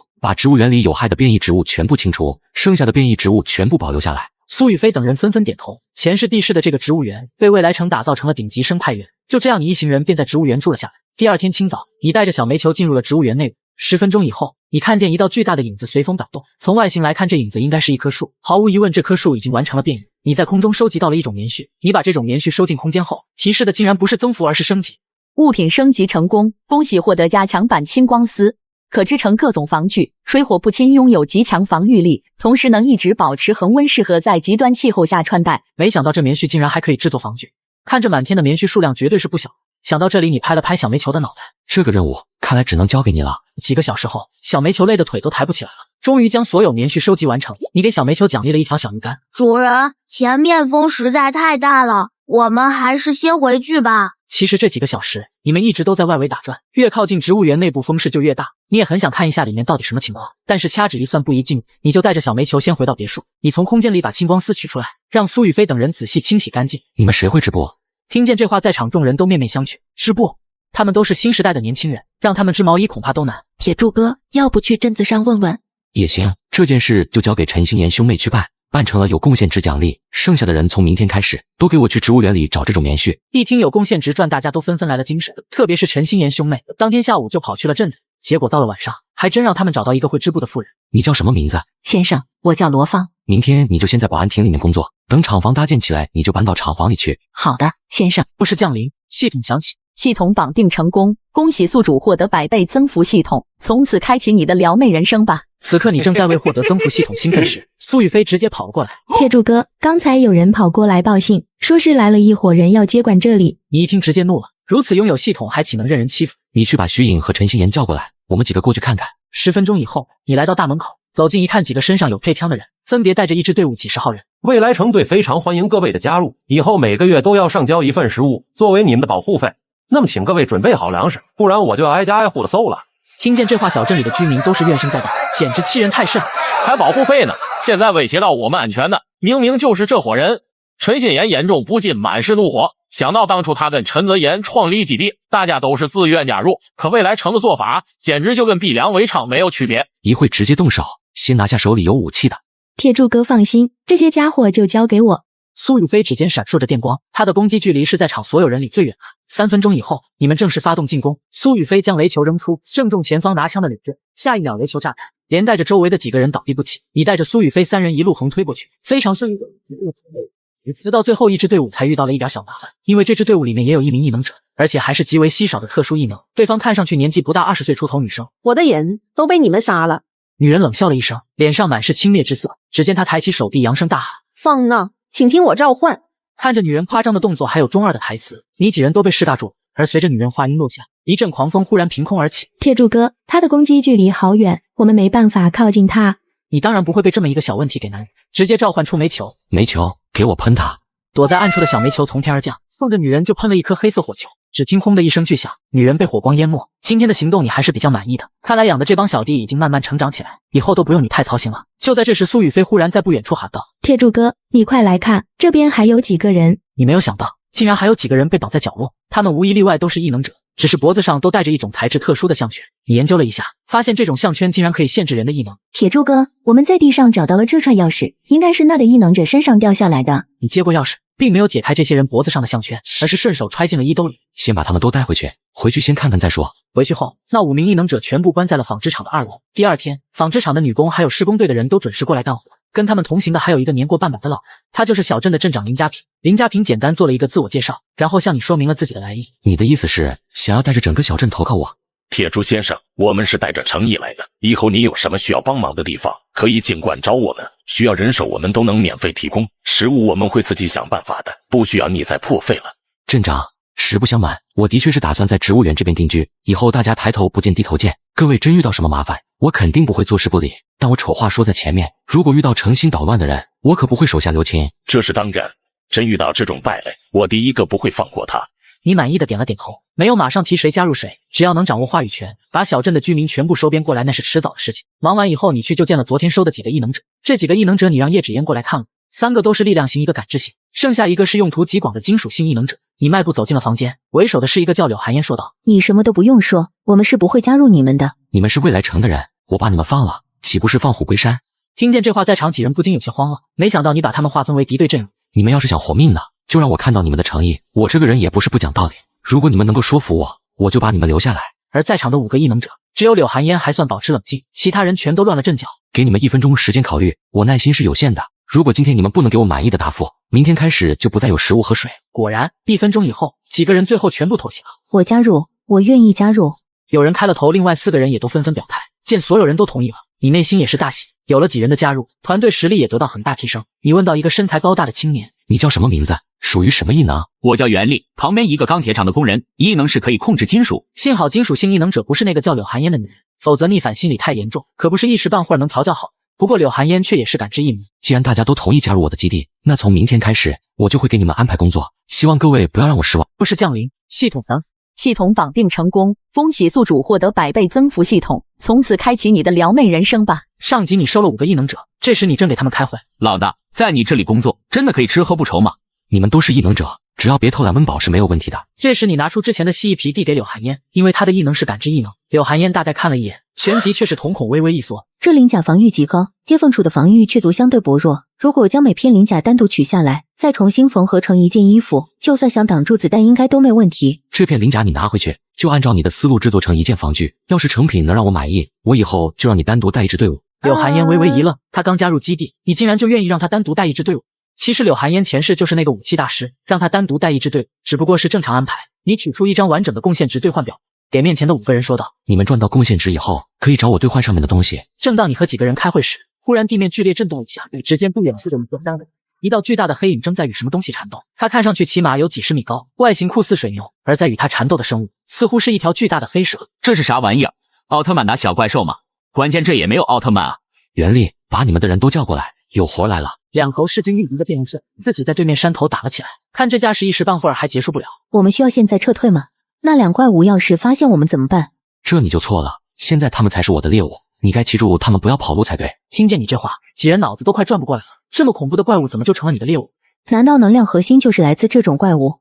你倒是挺聪明，不过这2个大家伙他们的能量核心可跟普通的能量核心不一样。2个多小时后，对面的动静才消停下来。你发现这2头变异兽都还有微弱的气息。小煤球，你去探探他们的底，要是情况不对就及时撤退。小煤球朝着对面山头狂奔而去，不过在路途中的时候，小煤球的身形突然变大，接近3米高的身躯一跃便有20-30米。2个小时后，小煤球叼着2块3阶能量核心，飞奔着回到你身边，然后乖巧的将2块核心交给了你。主人，他们都已经死透透了。做得不错，这颗是给你的。小煤球把能量核心叼在嘴里，下一秒他身体周围的幽冥忽然从中间开始分裂，由1缕变成了2缕。你双眼一亮，看来3阶能量核心效果还是非常阴险的。都做好战斗准备，周围其他的变异 SJ 给你们了。1阶变异兽每头100贡献值，遇到2阶变异兽不要硬抗。苏雨飞等人也过来了，开始准备投入战斗。柳寒烟几人却是有些懵逼。首领大人，我听说只要信誉值足够，可以在你这里赊账，不知道我们能不能挑选一些防具武器，这样等等杀起怪物来效率会更高一些。当然可以，除了灵桃之外，其他物品都能赊账，不过每个人都是有额度限制的。你们刚加入基地不久，每个人都在500以内。这么说的话，体能强化液我们也可以选择赊账吗？可以，变异生物随时有可能出现，大家想要换什么就到纸烟这里登记，我只给你们10分钟时间。很快柳和烟几人就换到了自己需要的东西，他们第一时间将体能强化液服下，然后将装备都穿戴好。铁柱哥，对面有动静了，那就出发吧。你一行人赶到对面山上的时候，已经有几头变异兽过来了。苏雨飞和徐野一左一右站在你身边，一个释放雷电，一个释放火蛇，几秒钟就把这些变异兽给解决。直到第2天，你才将所有变异兽清理干净。夜幕降临，苏雨飞等人都全部回到了基地车前。你清点了一下战利品，这次共收获了387头1阶变异兽，23头2阶变异兽，外加之前的变异黑蛇和水，一共是2头3阶变异兽。大家都辛苦了，晚上我们庆祝一下。听见这话，徐颖等人不禁满脸惊喜，因为你每次说要庆祝的时候，拿出的食物都得是上千贡献值才能换到，平时舍不得换的稀有物资。回到别墅，你从空间里拿出了几斤猪肉、几斤牛羊肉、各种海鲜蔬菜，让叶芷嫣拿去自由发挥。另外还取了4-5种水果，超市里收集的零食全部堆在餐桌上，除了不能外带，想吃什么都可以尽管拿。柳寒烟几人哪里见过这种阵仗，全都傻站在原地，有些不知所措。我的天哪，这么多好吃的，真的可以随便吃吗？柳寒烟，等这次狩猎结束，你还有宋娇、庞俊、姚涵宇3人，就单独待在一个队伍，专门负责各种武器防具的研发和制造。这2天猎杀的变异兽，除了收集的大量体能强化液，各种各样的材料数量也极其庞大，制作成防具都能几百人的队伍，所以武器制造厂也得尽快建立起来。这支队伍就先以柳寒烟几人为主。柳寒烟精神一振，前段时间你说会让他单独带一支队伍，没想到这么快就给他安排。又是降临，系统响起，系统绑定成功，恭喜宿主获得100倍增幅系统，从此开启你的撩妹人生吧。经过上级的努力打怪，此刻你的手中1阶能量核心接近700颗，2阶能量核心有32颗，3阶能量核心则是还有3颗。回到别墅，你把门窗都上了锁，此刻你准备完成突破，把所需的10颗2阶能量核心，还有1颗3阶能量核心都取了出来，先把10颗2阶能量核心全部吸收。检测到3阶能量核心，请选择吸收或融合。吸收。3阶能核心已吸收，等级提升成功，恭喜获得精神系新技能混乱。对敌人释放后，会使敌人陷入混乱状态，敌我不分，可持续60秒。空间切割攻击范围提升至8米，空间跳跃移动范围提升至20米。与此同时，你只感觉浑身舒爽，听力目力都得到了极大的提升。你花半个小时适应了一下新能力，然后把叶芷嫣叫了过来。我记得你的异能在半个月前就已经停滞不前了。我昨天又尝试吸收了2颗1阶能量核心，结果没有任何动静。你把1颗2阶能量核心拿出来，递给了叶芷嫣。这个拿去试试吧。铁柱哥，这个也太珍贵了，我已经找你借了很多1阶能核心，再给我2阶能核心，我这辈子都要海不清了。突破用的能量核心，以后基地里都会免费提供，而且你忘了我之前说的，谁能第一个突破到2阶，就会有10000贡献值的奖励。这么多贡献值，你还担心还不起欠债？对不？那这个第1名肯定得是我的。叶芷嫣的天赋是基地里最强的，她会第一个突破到2阶，这一点根本毋庸置疑。当天夜里，叶芷嫣成功突破到了2阶，拿到10000贡献值奖励的她，瞬间一跃成为基地里的首富。这个消息传出来，基地里的人都不由充满了恨意。时间过得很快，这天外面的雪停了，风停了，大家久违的看到了太阳。小镇所有居民都高兴的不行，镇长亲自带着食物给你送过来。铁柱先生，这2天镇子里有年轻人从未来城逃回来，听他们说前段时间未来城被好多怪物袭击了，难怪未来城一直没有找我们麻烦。不过现在风波过去了，只怕未来城会秋后算账。你的担心不是没有道理，你找一些人盯着上山的路，有什么情况及时来通知我就行了。行，我回去就安排人。与此同时，你准备开发一座地下城，挖掘工作正在火热进行中。负责的陈星岩每天忙得不可开交，可这天陈星岩去地下城加固的时候，却发现一片岩壁后面似乎另有乾坤，后面竟然发现了一个巨大的溶洞。陈星岩赶忙去找你，你是说那个溶洞里面全都是变异植物？我确定那个溶洞里全都是变异植物的根须，从位置来看，应该就是我们一直无法靠近的植物园中心区域。由此看来，你们开挖地下城，竟然误打误撞解决了植物园中心区域的难题。你带我去那个溶洞看看。临走前，你还把隔壁的叶芷嫣给带上。这种时候，叶芷嫣的感知异能正好可以派上用场。你们进入地下城后，陈星岩带你来到溶洞，就是我说的那个溶洞了。因为担心出什么意外，其他人都没有进去过。芷嫣，有感觉到什么吗？很杂乱的能量波动，还有一股极其强大的能量波动，应该是从地底传来的。我们进去看看。没过多久，你们便在不远处发现一颗石头。铁柱哥，那股很强的能量波动就是从这下面传来。难道这就是造化石？造化石是在末世之初跟着酸雨一起从空中降落的。难道说这个巨型的深坑竟然是被造化石砸出来的？你走到石头旁边准备去看一下，可是这时叶芷嫣却喊道：这下面还有一道极其恐怖的气息，我直觉这道气息会很危险。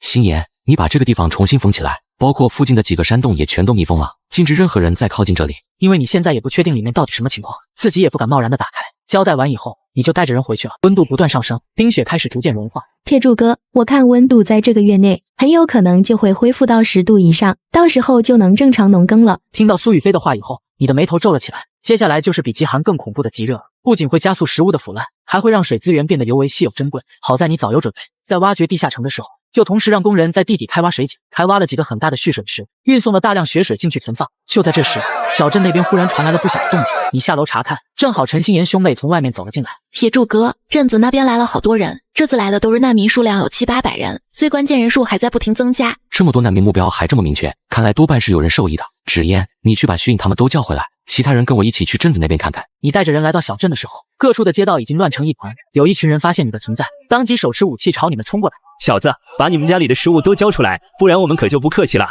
这些人都是你带过来的？没错，这些都是我的人，不想死就赶紧把食物交出来。可是下一秒，你直接一个身影闪出，他后面的人全部倒地。这个男人瞬间怂了。大哥饶命啊！你想知道什么，我全都告诉你。你们具体有多少人？是谁指使你们上山的？是未来城的葛少尉，今天一起过来的大概有4-5千人，后面还有好几波呢，加起来应该得有几万了。男人把自己知道的信息全部一股脑的托盘而出。果然是未来城搞的鬼。你没有理会眼前这个男人，对着身边的人说道：我去前面看看，你们在附近巡逻一下。下一秒，你带着小煤球化作一道残影飞奔出去，穿过这条街道。你看见更多的暴民在街道上流窜，发现你身旁小煤球的存在，处于打杂状态的暴民瞬间也不敢闹事了。现在我正式警告各位，没有我的允许，任何人不得踏进小镇一步。除此之外，你们要是遇到强闯小镇的人，可以直接杀了来找我领食物，这个保证任何时候都生效。你短短的几句话，让不少难民都动起了小心思。这次未来城涌出来的难民岂止几千，后面的难民源源不断上山，肯定有人会打小镇的主意，到时候他们再出手，岂不是就能拿这些人去换食物了？回到基地以后，你从空间取出一个袋子，递给陈星岩说道：这2天你辛苦一下，在小镇周围砌一道围墙，这里面是10颗能量核心，不够的话再来找我拿。好的，铁柱哥，不过想要把整个小镇围起来，2天时间恐怕不太够。你去把镇长叫过来，我找他帮忙就可以了。半个小时以后，镇长来到你的基地。铁柱先生，这可怎么办才好？山下看样子还有不少难民涌上来，我们总不能全杀了吧？我找你来就是为了跟你商量这件事，我会让人尽快把围墙修建起来，但想要阻挡难民入侵，小镇也得有自己的防御手段，否则就靠我手底下的几个人也撑不了太久。你放心，我这就回去把青壮年都组织起来，以后有什么事情你直接吩咐就行。那好，要是遇到躲在背后偷懒耍滑、不服从管理的，可以直接找我报备，我会派人去处理。见你愿意出面解决问题，镇长顿时安心了许多，当即回到小镇去召集人马了。陈心妍也马不停蹄地开始修建围墙，而且在修建围墙的时候，他在围墙外面和顶部都加了很多尖刺，防御性还是大大提升了。就这样，在第二天清晨的时候，第二波难民潮也开始有上升了。此刻叶芷嫣来到你的房间，开心地对你说道：铁柱哥，今天的温度已经上升到16度了，看来末日终于要过去了。不要太乐观，这几个月天气反复无常，没有彻底稳定下来，还不能掉以轻心。纺织厂那边进度如何啊？最近纺织厂一直在扩张规模，大概只需要半个月不到，青光丝的国货就能全部制成布，再用1个月来制作成衣，肯定能在铁柱哥规定时间内完成。对了，今天徐颖回来说植物园里面的风势变小了，如果就这样持续下去，说不定用不了多久，我们就能去植物园内部了。植物园那边留2个人继续观察情况就行了，其他人都散回来，我有事情要宣布。行，那我这就去通知他们。下午的时候，住在植物园的里的所有人基本都聚齐了。经过这段时间的累积，你的团队里周丽和陈泽言也都兑换到了灵桃，获得了属于自己的异能。之前我没有完全的把握，所以只能把溶洞暂时封了起来。现在我已经得到了溶洞底部的地图，谁愿意去帮我探一探下面的情况，我可以奖励他1枚2阶能量核心。2阶能量核心对在场的人吸引力是很大的，毕竟这只是一个探查任务，难道不比去猎杀一头2阶变异兽要简单？宋娇见大家还在犹豫，他抢先说道：我去。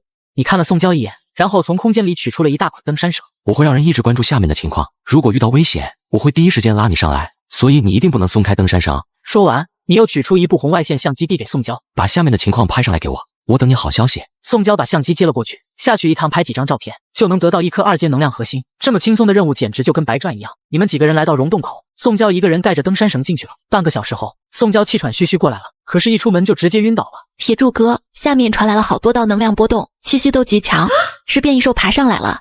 能感应到是什么级别吗？2阶、3阶，下面还有更强的，但暂时没有动。铁柱哥，准备迎敌吧。都退后。3分钟以后，从溶洞口爬出的一条条怪物，那是一种类似好影的生物。你拍了拍肩膀上的小煤球，把他们都给我烤了。小煤球从肩上跃下后，下一秒，黑色的做明火下盖了整个平台。终于，数十条变异蚯蚓全都被解决。意外惊喜是，这次还收获了几颗3阶能量核心。你挥手把眼前这些尸体收了起来。下一秒，宋娇醒了过来，她赶忙对你说道：首领大人，我刚才发现了这个。你目光落在宋娇手上，只见她的手心里拽着一颗黄色的晶石，你一眼就看出这颗晶石绝除非一般。你把这块晶石收进空间里，下一秒升级的提示出现，物品升级成功，恭喜获得加强版高级造化石，可加速动植物的变异，变异等级为稀有，品质升级后对人体也有相同效果，长期佩戴可加快异能等级的提升。看完这块晶石升级后的介绍，你不可谓不震惊，这竟然是一块高级造化石。这次看来宋娇是立大功了。宋娇，这次我给你额外奖励5000贡献值，另外你可以随意在我这里免费兑换1件物品。你有没有什么想要的东西？我要换1颗灵桃。你直接从空间里取出1颗灵桃递给宋娇，宋娇喜滋滋的接过灵桃吃了下去。没过多久，宋娇便感觉到身体发生了变化。这是你觉醒了第2异能，你运气不错，看来是木系异能。从今天开始，我就住在这个山洞里了。地下城的挖掘工作继续，有什么事第一时间来通知我就行了。为了防止变异动植物因为造化石四处乱窜，你必须得继续留在溶洞附近，只有彻底将造化石炼化，才能将局势控制下来。柳寒烟等人离开后，你从空间里取出一些家具，把山洞简单布置了一下，随后将高级造化石取出仔细研究起来。如果想去植物园内部看一下，首先就是让风先停下来。你已经知道飓风产生的根源，就是溶洞上方一棵巨大的树，这棵变异榕树是风属性，只需要控制住这棵柳树就行了。经过10几天的努力，你总算可以通过造化石压制住变异树，停止催动周围的风元素。是该去植物园中心看它了，不知道内部到底有什么东西。你只带上小煤球前往了植物园中心。随着温度提升，这里绿意葱葱，树木高大。你在柳树周围找了半天，总算找到了今天的目标，那是一株不起眼的小草。物品升级成功，恭喜获得加强版养魂草，养在身边，对精神力是长期且持续的提升效果。这株养魂草一定要重点培养，以后肯定会起到大用处。你没有在植物园中心多做停留，重新返回了住处。他先从空间里取出一个小花盆，把养魂草种了起来，放在房间。这造化石正好可以派上用场，应该可以加速养魂草的变异吧。你准备继续回溶洞时，正好遇见来找自己的陈心妍兄妹。铁柱哥，未来城的人又找上门来了。又来了？这次来了多少人？人不多，就10几个人，但他们全都是异能者。他们领头的说想让我们归顺未来城，还说是带着诚意过来的。行，那我就去看看未来城有什么诚意。带路吧。来到清水镇外，你一眼就看见了未来城的队伍，看见你为首的一个年轻人，神情倨傲地走上前。你就是清水镇的首领。现在我们城主愿意给你一个机会，只要你愿意归顺我们未来城，你不仅可以继续管理清水镇，还能得到不少好处。什么好处？比如？自然是你想象不到的，具体细节的等你同一家入后，我才能告诉你。说有好处，却不说是什么好处，那不就是画大饼吗？如果这就是你们所谓的诚意，那各位还是请回吧。这么说，你是打算拒绝了？你们确定要在我的地盘上动手？这不是显而易见的吗？不然你以为我带这么多异能者过来，是跟你站在这里聊天的？行，那就让你先动手好了。谁知道你话音刚落，年轻人反手直接打了自己同伴。因为在年轻人的视角里，他周围忽然出现了数十头变异兽，他自然要第一时间反击了。年轻人脑子都懵了，怎么会？你到底对我做了什么？我可什么都没做，而且不是你要动手的吗？怎么却把自己队友杀了？你把我都搞糊涂了。鞭子扎手，我们先撤。年轻人气得头皮发麻，但是他也没有办法，注定要吃下这个哑巴亏了。那些人撤了以后，陈心妍也处于蒙圈之中。铁柱哥，你是怎么办到的？那个家伙怎么突然就开始发疯攻击自己的队友了？这个嘛，可能是他脑子不太好，被我激两句就神志不清了。谁信？旁边的陈泽言则是目光微动，他自己觉醒的异能就是精神系的，所以他很清楚精神系异能的特征。第二天，正当你在房间时，陈心妍又慌慌张张地跑了进来。铁柱哥，未来城又来人了，他们这次带的人好强，我们根本打不过。闻言你立马怒了，还以为昨天给了对方一个教训，对方可以安分一段时间，没想到是你想多了。这次未来城肯定调动了真正的高手。走吧，正好让我见识一下未来城的异能者都强到了什么程度。这次来的是未来城的大队长陆冰，过来的时候还带了一名感知异能者，一路上见识到植物园的厉害，吓得陆冰心里也直敌。你就是清水镇的首领吧？今天我来不是想找麻烦的，而是来跟你谈合作的。说说看，你想谈什么合作？我认为清水镇可以和未来城结盟。结盟就算了，来点实际好处吧。你并没有选择对陆冰几人动手，如果杀了他们，还会来第二个陆冰、第三个陆冰，那只会没完没了，倒不如趁机捞点好处。你有什么条件可以尽管提，我在未来城还是有些话语权的，很多事情我都可以做主。2个要求，以核定村为界限，东面的地盘得归我，未来城不得再踏入一步。除此之外，我还想从未来城的异能者里挑选几个过来给我当打手。未来城的实力我很清楚，但我的实力也不差，要是我们两方先打起来，不是反倒让周围的基地坐收渔翁之利？第一个条件我可以答应你，但异能者这个我真的没办法做主，异能者缺少一个，对基地来说都是重大的损失，城主不会答应的。我肯定不会白拿你们的。你从兜里取出一瓶最普通的体能强化液，扔给了不远处的陆冰。这是我们基地的特产体能强化液，服用后可以全方位提升身体素质，可以的话我可以给你们提供。成交。最终你让陆冰等人安然无恙的离开。这地下城修建完成，你把那台大型发电机也取了出来，每天限时限区供电2个小时。听到你这里要用电，原本被未来城送来为你看家的异能者都不由竖起了耳朵。我没听错吧？有水有电。电这种东西不是只有城主和少数几个异能者才有资格用吗？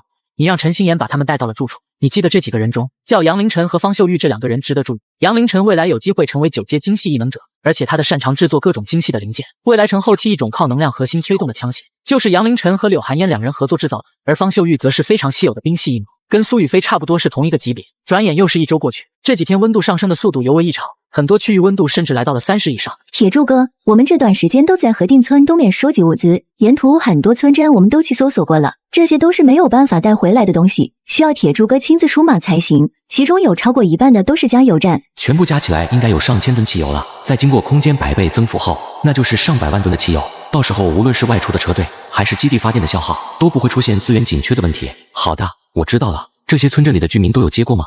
有的，不过我看他们都有自己的组织，除了少数几个村子的人有意向来投靠我们清水镇，其他人都对这种事情比较抵触。那就不用管他们，以后他们会自己送上门来的。铁柱哥，你说过近期温度会上升到一个恐怖的程度，那这些地方你还要去吗？去，明天就出发。第二天你取出房车，然后只带上苏雨飞和叶芷嫣，便踏上了东行的道路。这段时间温度恢复正常，外出寻找物资的肯定很多人。铁柱哥，前面就是标记的酒厂了，不过我看好像已经有人在外面，我们还过去吗？先过去看看。这个世道可没有什么先来后到的说法，既然是你盯上的物资，那就只能落在你手里。况且徐颖在发现这些物资点的时候，已经用标识牌提醒过后来人。这时候，一个站在酒厂大门边上青年也发现了朝这边走来的你3人。你们是谁？我问你们话呢？知不知道这是谁的地盘？不想死，赶紧把你们的身份交代清楚。这话难道不是该我们问你吗？没看到那个牌子？这里是我们极乐园的地盘，你们却擅自闯入，现在是你们活得不耐烦了。极乐园是清水镇对外的称呼，这段时间清水镇组织人外出收集物资，为了彰显对你的重视和尊敬，所以把居住的植物园称作为极乐园。极乐园，你们就是那个最近在周围到处招人的基地啊？你们这破基地在咱们这片都出名了，接触了7、8个团伙，结果人家鸟都懒得鸟你们，最后竟然跑到难民区去招人，你们也真是一点都不挑啊！苏雨霏，让他闭嘴！臭小子，你让谁闭嘴呢？你知不知道我可是异能者？异能者，这么巧，我们3个都是。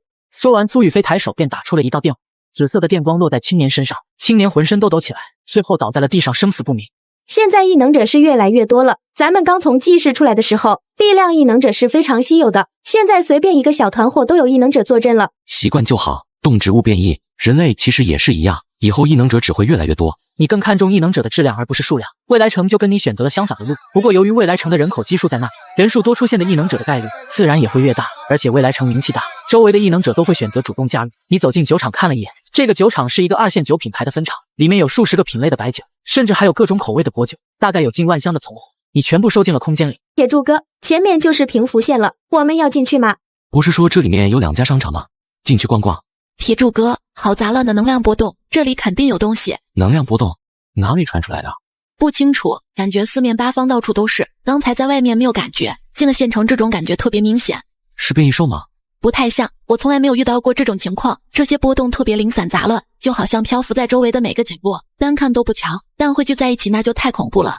如果我猜的没错，这里有高级奇物出现。奇物其实就是异能者，变异动植物以外的另一个变数。如果说异能者是人类的进化，变异植物是植物的进化，变异动物是生物的进化，那奇物就是普通物品受到能量影响后产生的一种特殊进化，前世出现的高级奇物，甚至2只手都数得过来。如果高级奇物真的就在平福县城，那你这次还真是来对了。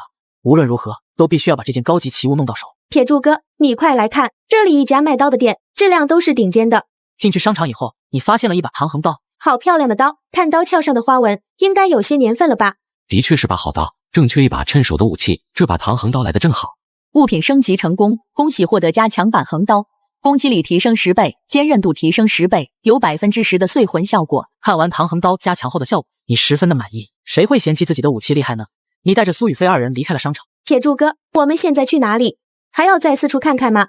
纸烟，你能感应到哪里的能量波动最强烈、最密集吗？在前面7、8公里的地方，如果我没有估算错误，那里应该是一所学校。行，那就去这个学校。10几分钟后，基地车停在了实验中学一栋楼外。就是这里，能量波动最强的地方，就是从那栋楼里面传来的。纸烟，能感应到里面是什么东西吗？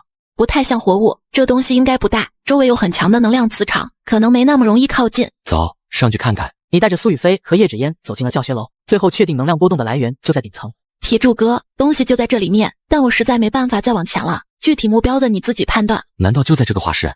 那我先进去看看。你在房间检查了一下，发现拐角处放着一个不起眼的画笔，你原本想捡起来检查，可刚伸出手就感觉到一股强大的力量把你弹开了。这根画笔就是你要找的那支笔，那件高级奇物。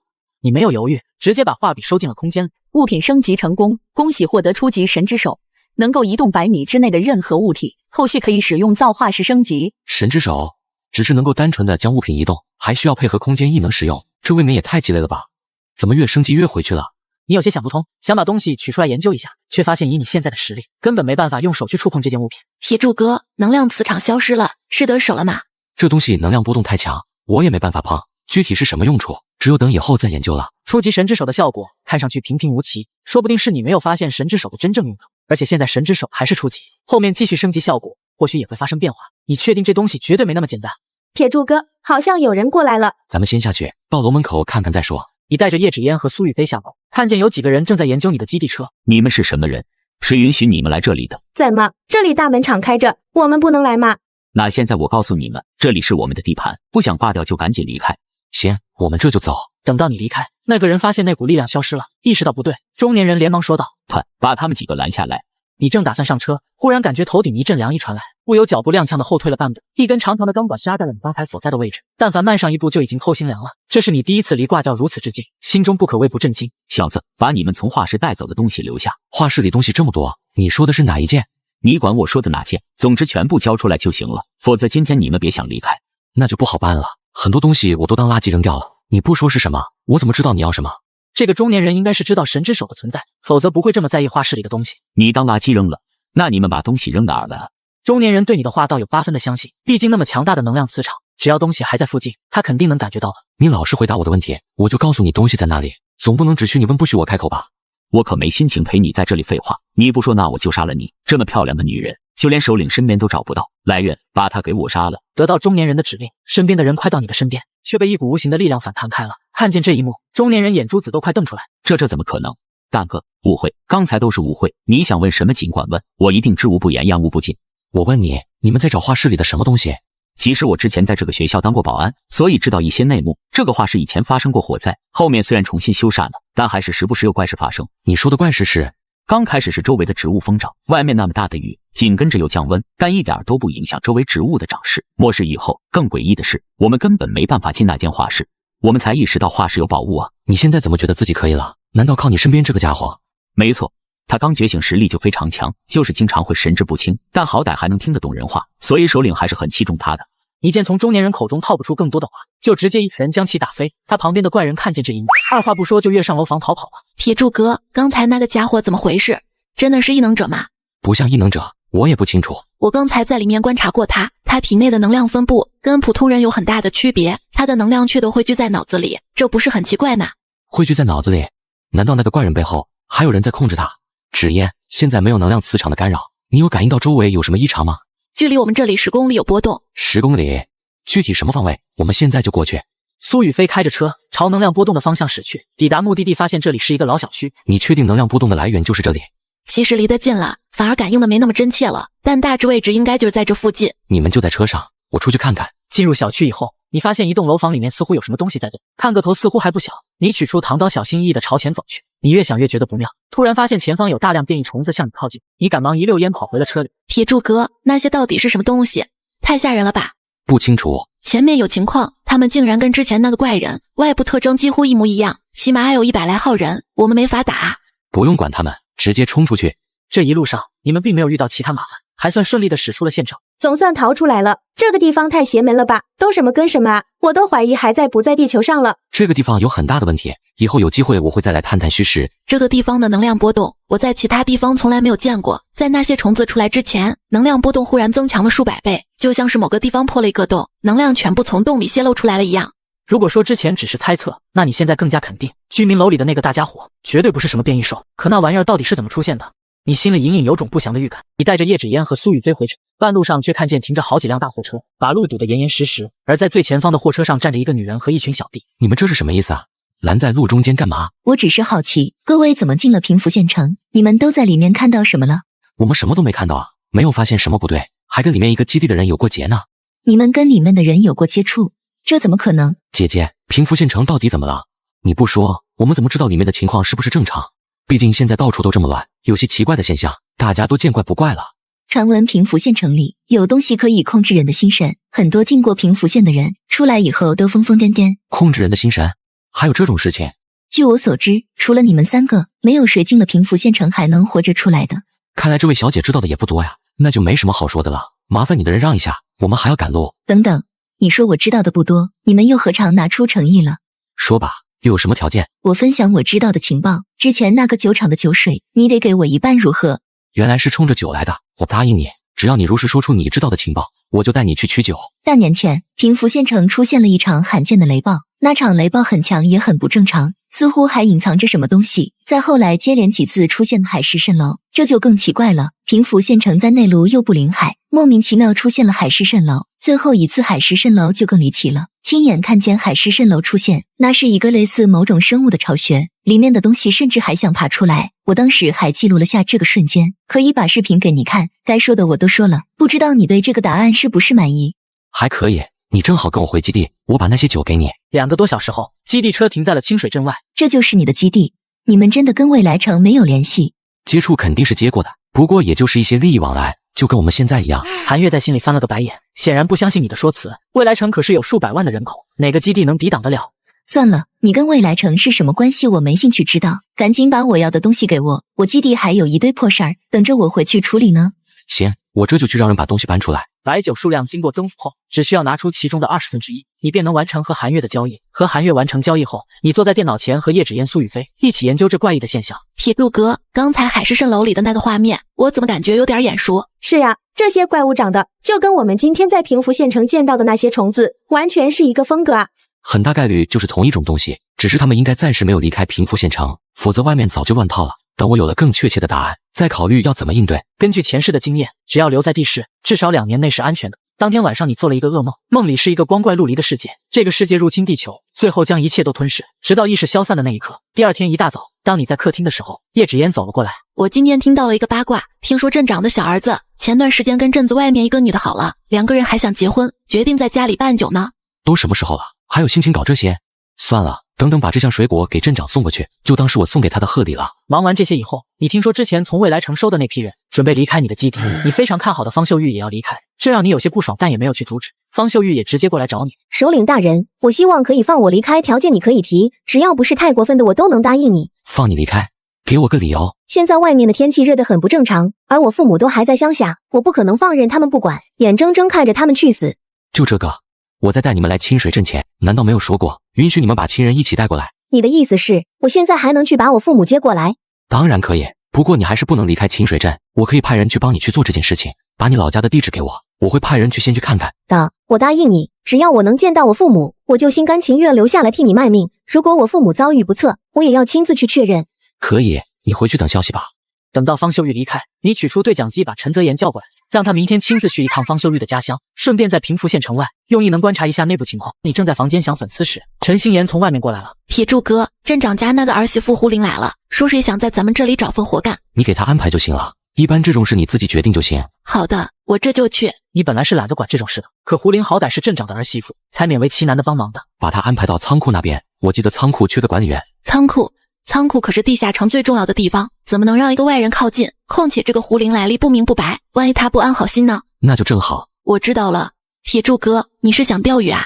镇长对我们还是有用处的，这个胡玲毕竟是他儿媳妇，就算真的有什么问题，也不该我们出面解决。仓库那边的物资都是明面上收集来，又经过空间增幅过后的成果，实际上99%都进了你的口袋，剩下的这1%你都不心疼，更何况胡玲一个人也搬不走这么多东西。不过用来钓鱼倒是不错的选择。妹妹，首领大人真的让我去当仓库管理。首领大人很信任镇长，你们是镇长的家人，首领大人当然会给你们最好的安排。胡玲姐姐，我现在就带你去仓库吧。好啊。胡玲跟着陈心妍来到地下城，她本来很嫌弃这个地方，现在她才反应过来，地下城可以抵御炎热的高温，就凭这个地下城，你便能轻松拿捏整个清水镇的人。胡玲姐姐，这是仓库的钥匙，今后整个清水镇的命脉就交到你手里了。我平时需要做什么？只要守在这里就行了吗？平时你只用守在这里，但基地需要调用物资的时候，你得把进出的物资都记录下来。这个工作可能比较枯燥，只能请胡玲姐姐多担待了。陈妹妹，你去忙自己的吧，这里交给我就行了。等到陈景年离开，胡玲立马收敛起显上的笑容，她打开仓库大门走进去。这么多吃的。胡玲再次确认了一下四周没人，她便把手放在了其中一个箱子上，下一秒这个箱子直接消失在原地。这次来清水镇还真是来对了，以我的异能，完成上面任务的同时还能捞不少油水。与此同时，你查看仓库监控的时候，正好也看见了这个人，为的就是抓胡玲的小尾巴。没想到这家伙第一天就露出了马脚。这家伙竟然是空间异能者，关键看胡玲收的这几项东西，他的空间还是能装不少的。可在我的记忆里，高手排行榜上并没有一个叫胡玲的空间异能者，除非这个名字是假的。怎么样，事情都办妥了？方秀玉的父母已经带过来了，他们早在雨停以后就回了老家，所以逃过了一劫。那就好。首领大人，谢谢你帮我找到我父母，以后但凡你有任何吩咐，我一定会竭尽全力。你先给我看看你的异能。下一秒，只见一片雪花出现在了他的手心之上，这片雪花散发着森冷的寒气，可惜没有任何杀伤力。你坐在沙发上等了半天，见方秀玉没有下一步动作，就这样，没别的了。我知道我很弱，可是我制作的冰块用来消暑是很不错的。你觉得我缺你这几块冰吗？是我让首领大人失望了。方秀玉脸涨得通红，头都要垂到地上去了。你从空间里取出一把刀，给了方秀玉。尝试把这把武器冰冻一下，能做到吗？应该可以，我试试。很快，一丝寒气便顺着刀把瞬间布满了刀身。你的异能只会变雪花，不能试试其他东西。可我的异能是冰系，用冰变雪花应该很正常吧？试试把冰块凝聚成武器，冰锥、冰刺、冰针之类的。方秀玉按照你的要求，分别凝聚出了冰锥、冰刺、冰针，散发森森寒气。你几乎一眼就看出方秀玉的异能潜力非常强，等到她的异能达到2阶，那实力还会更上一层楼。从明天开始，你和你的父母都可以搬进地下城，我会让人给你准备住处，而你的任务就是尝试用这3种形态的异能去攻击变异兽，我会定期抽查你的成绩。好，我会努力的。反观胡玲这2天的日子，明显过得是很不错的。这2天他清点过仓库的库存，等他想办法进一趟植物园，差不多就能回去复命了。陈小姐，你怎么来了？是要调用什么物资吗？首领大人让我来取一些食物。不对啊，我明明记得仓库里有几箱巧克力和压缩饼干，怎么不见了？胡林心里一个咯噔，连忙上前解释道：我这2天把一些物资整理了一下，可能是放在仓库其他地方了，还是我来帮忙找吧。胡林有些不爽的来到一堆杂物后面，从空间里把那几箱物资全部取了出来。做完这一切，胡林才回头喊道：东西都在这儿呢，我就记得应该是在这一片，你快来看看数量对不对？应该就是这些了，我等等会让人来搬运，你把东西备好就行了。我有点事要去植物园找一下首领，不知道可以不？可以，那你跟我走吧。跟着陈心妍往植物园大门的方向走去，胡林眼中是掩盖不住的激动，他终于可以靠近这个地方了。此刻陈心妍带着胡林来到了你的房间。铁柱哥，人带到了。首领大人，这是我画的图纸。你来找我，自然不是为了这张图纸。你是空间异能者，却混进难民群里面，千方百计嫁进镇长家里，难道就是为了给我送张图纸？你想做什么？要是我死在这里，你觉得镇长一家人会怎么想？镇长和他儿子到了吗？马上就到。话音刚落，镇长父子进入了植物园内。镇长，你们家可是娶了个好媳妇儿啊，竟然把未来城的奸细娶进家门了。陈小姐，你在说什么胡话？我媳妇怎么可能是未来城的奸细？你拿起手边的遥控器，打开了电视屏幕，正好显示监控画面。你发现胡林的项链不同寻常，竟然可以通过不同波段感应到不同的能量类型。你让陈心妍把项链给你拿过来。你把这个带进来，是想查探什么？你打开了项链挂坠上的卡扣，露出了里面复杂的装置。不要在我面前狡辩了，今天的事情已经有了结论，二位请回吧。接下来的事情你们就不方便参与了。镇长拽着儿子把他拖出了别墅。胡林知道自己今天是栽了，只能硬着头皮说道：我什么都不会说的。是吗？把他带去溶洞关几天，留他一条命就行了。想到溶洞里那些变异蚯蚓，苏雨飞不禁打了一个哆嗦。苏雨飞的神情让胡林有种不好的预感。第二天你起床的时候，苏雨飞已经带着胡林待在别墅外面。这么快就出来了？怎么不在里面多待待？别提了，昨天半夜的时候他就已经坚持不住了，愿意什么都老实交代。老实交代吧。为什么来清水镇？你身上的那个项链是什么东西？你们又想找什么东西？我们有一个非常厉害的感知系异能者，他跟城主说过，你们这个植物园的能量很异常，或许就是清水镇强大的秘密，所以就想看看是不是有城主想要的东西。我身上戴的那条项链，便能在近距离感应到那件物品的存在。你们说的那样物品是什么？神之石。你冷然一笑，没想到未来城市盯上了造化石。除了这个，未来城还想知道什么？除了寻找神之石，城主还想知道植物园里面的情况。他怀疑植物园里能出现这么多能量波动，应该不只有一块神之石，不过这个没办法验证，我也只是见机行事而已。你一直知道未来城有一个非常强大的研发团队，领队的是一名博士，还身负特殊的异能，可以将很多想法实现出来。前世你在未来城待了1-2年，连这个人叫啥长啥样都不知道，现在还处于末世前期，可那个人已经研究出了造化石的用处，甚至连探索器都研发出来了。随着外面温度的提高，清水镇的居民已经全部退进地下城。外面的很多人进清水镇以后，才发现整个小镇都已经人去楼空。这次组织难民们行动的是一个身高接近2米的男人，他叫刘生，觉醒了力量异能。刘生带人直奔植物园而去，并且很快找到了地下城的入口。他们竟然全部躲进地底了，看来是早有准备啊！入口封得挺死，从外面应该很难打开。老大，我看前面的植物园围墙有好几十米高，里面肯定有好东西，那些家伙才会大费周章修这么高的围墙。走吧，我们先去植物园里看看。刘生起身带着人朝植物园走去，想直接用肉体力量破开眼前这面高墙，却发现他用尽全身力气，也只能在围墙上留下细微的痕迹。明明都是同一个异能者铸造的围墙，怎么差距就这么大？老大，这边有个入口，从这里进去应该会更容易吧？土墙都砸不开，你们确定从这里更容易进去？这扇铁门明显也是用异能凝聚的，在刚才他就已经打起了退堂。老大，我在旁边还看到了锁眼，只要找个锁匠把门打开不就行了？对啊，赶紧去找几个锁匠来，看看有没有办法把门打开。话音刚落，地面忽然震动了起来，还是从植物园里传出来。什么情况？地震啊！不像，好像是有什么东西在地。刘生刚说完，一条巨型长虫从地底钻了出来。就在这时，一支百10来人的队伍忽然出现在了清水镇门口。我们是极乐园的护卫队，现在我们极乐园还有一个可以容纳5万人的避难所，我们首领也同意让各位住进去。短短几分钟内，所有难民的态度就来了一个360度大转变。你们之所以晾着这些难民不管，要的就是这种效果。如果轻易给难民们安排住处，怕是没有几个人会心怀感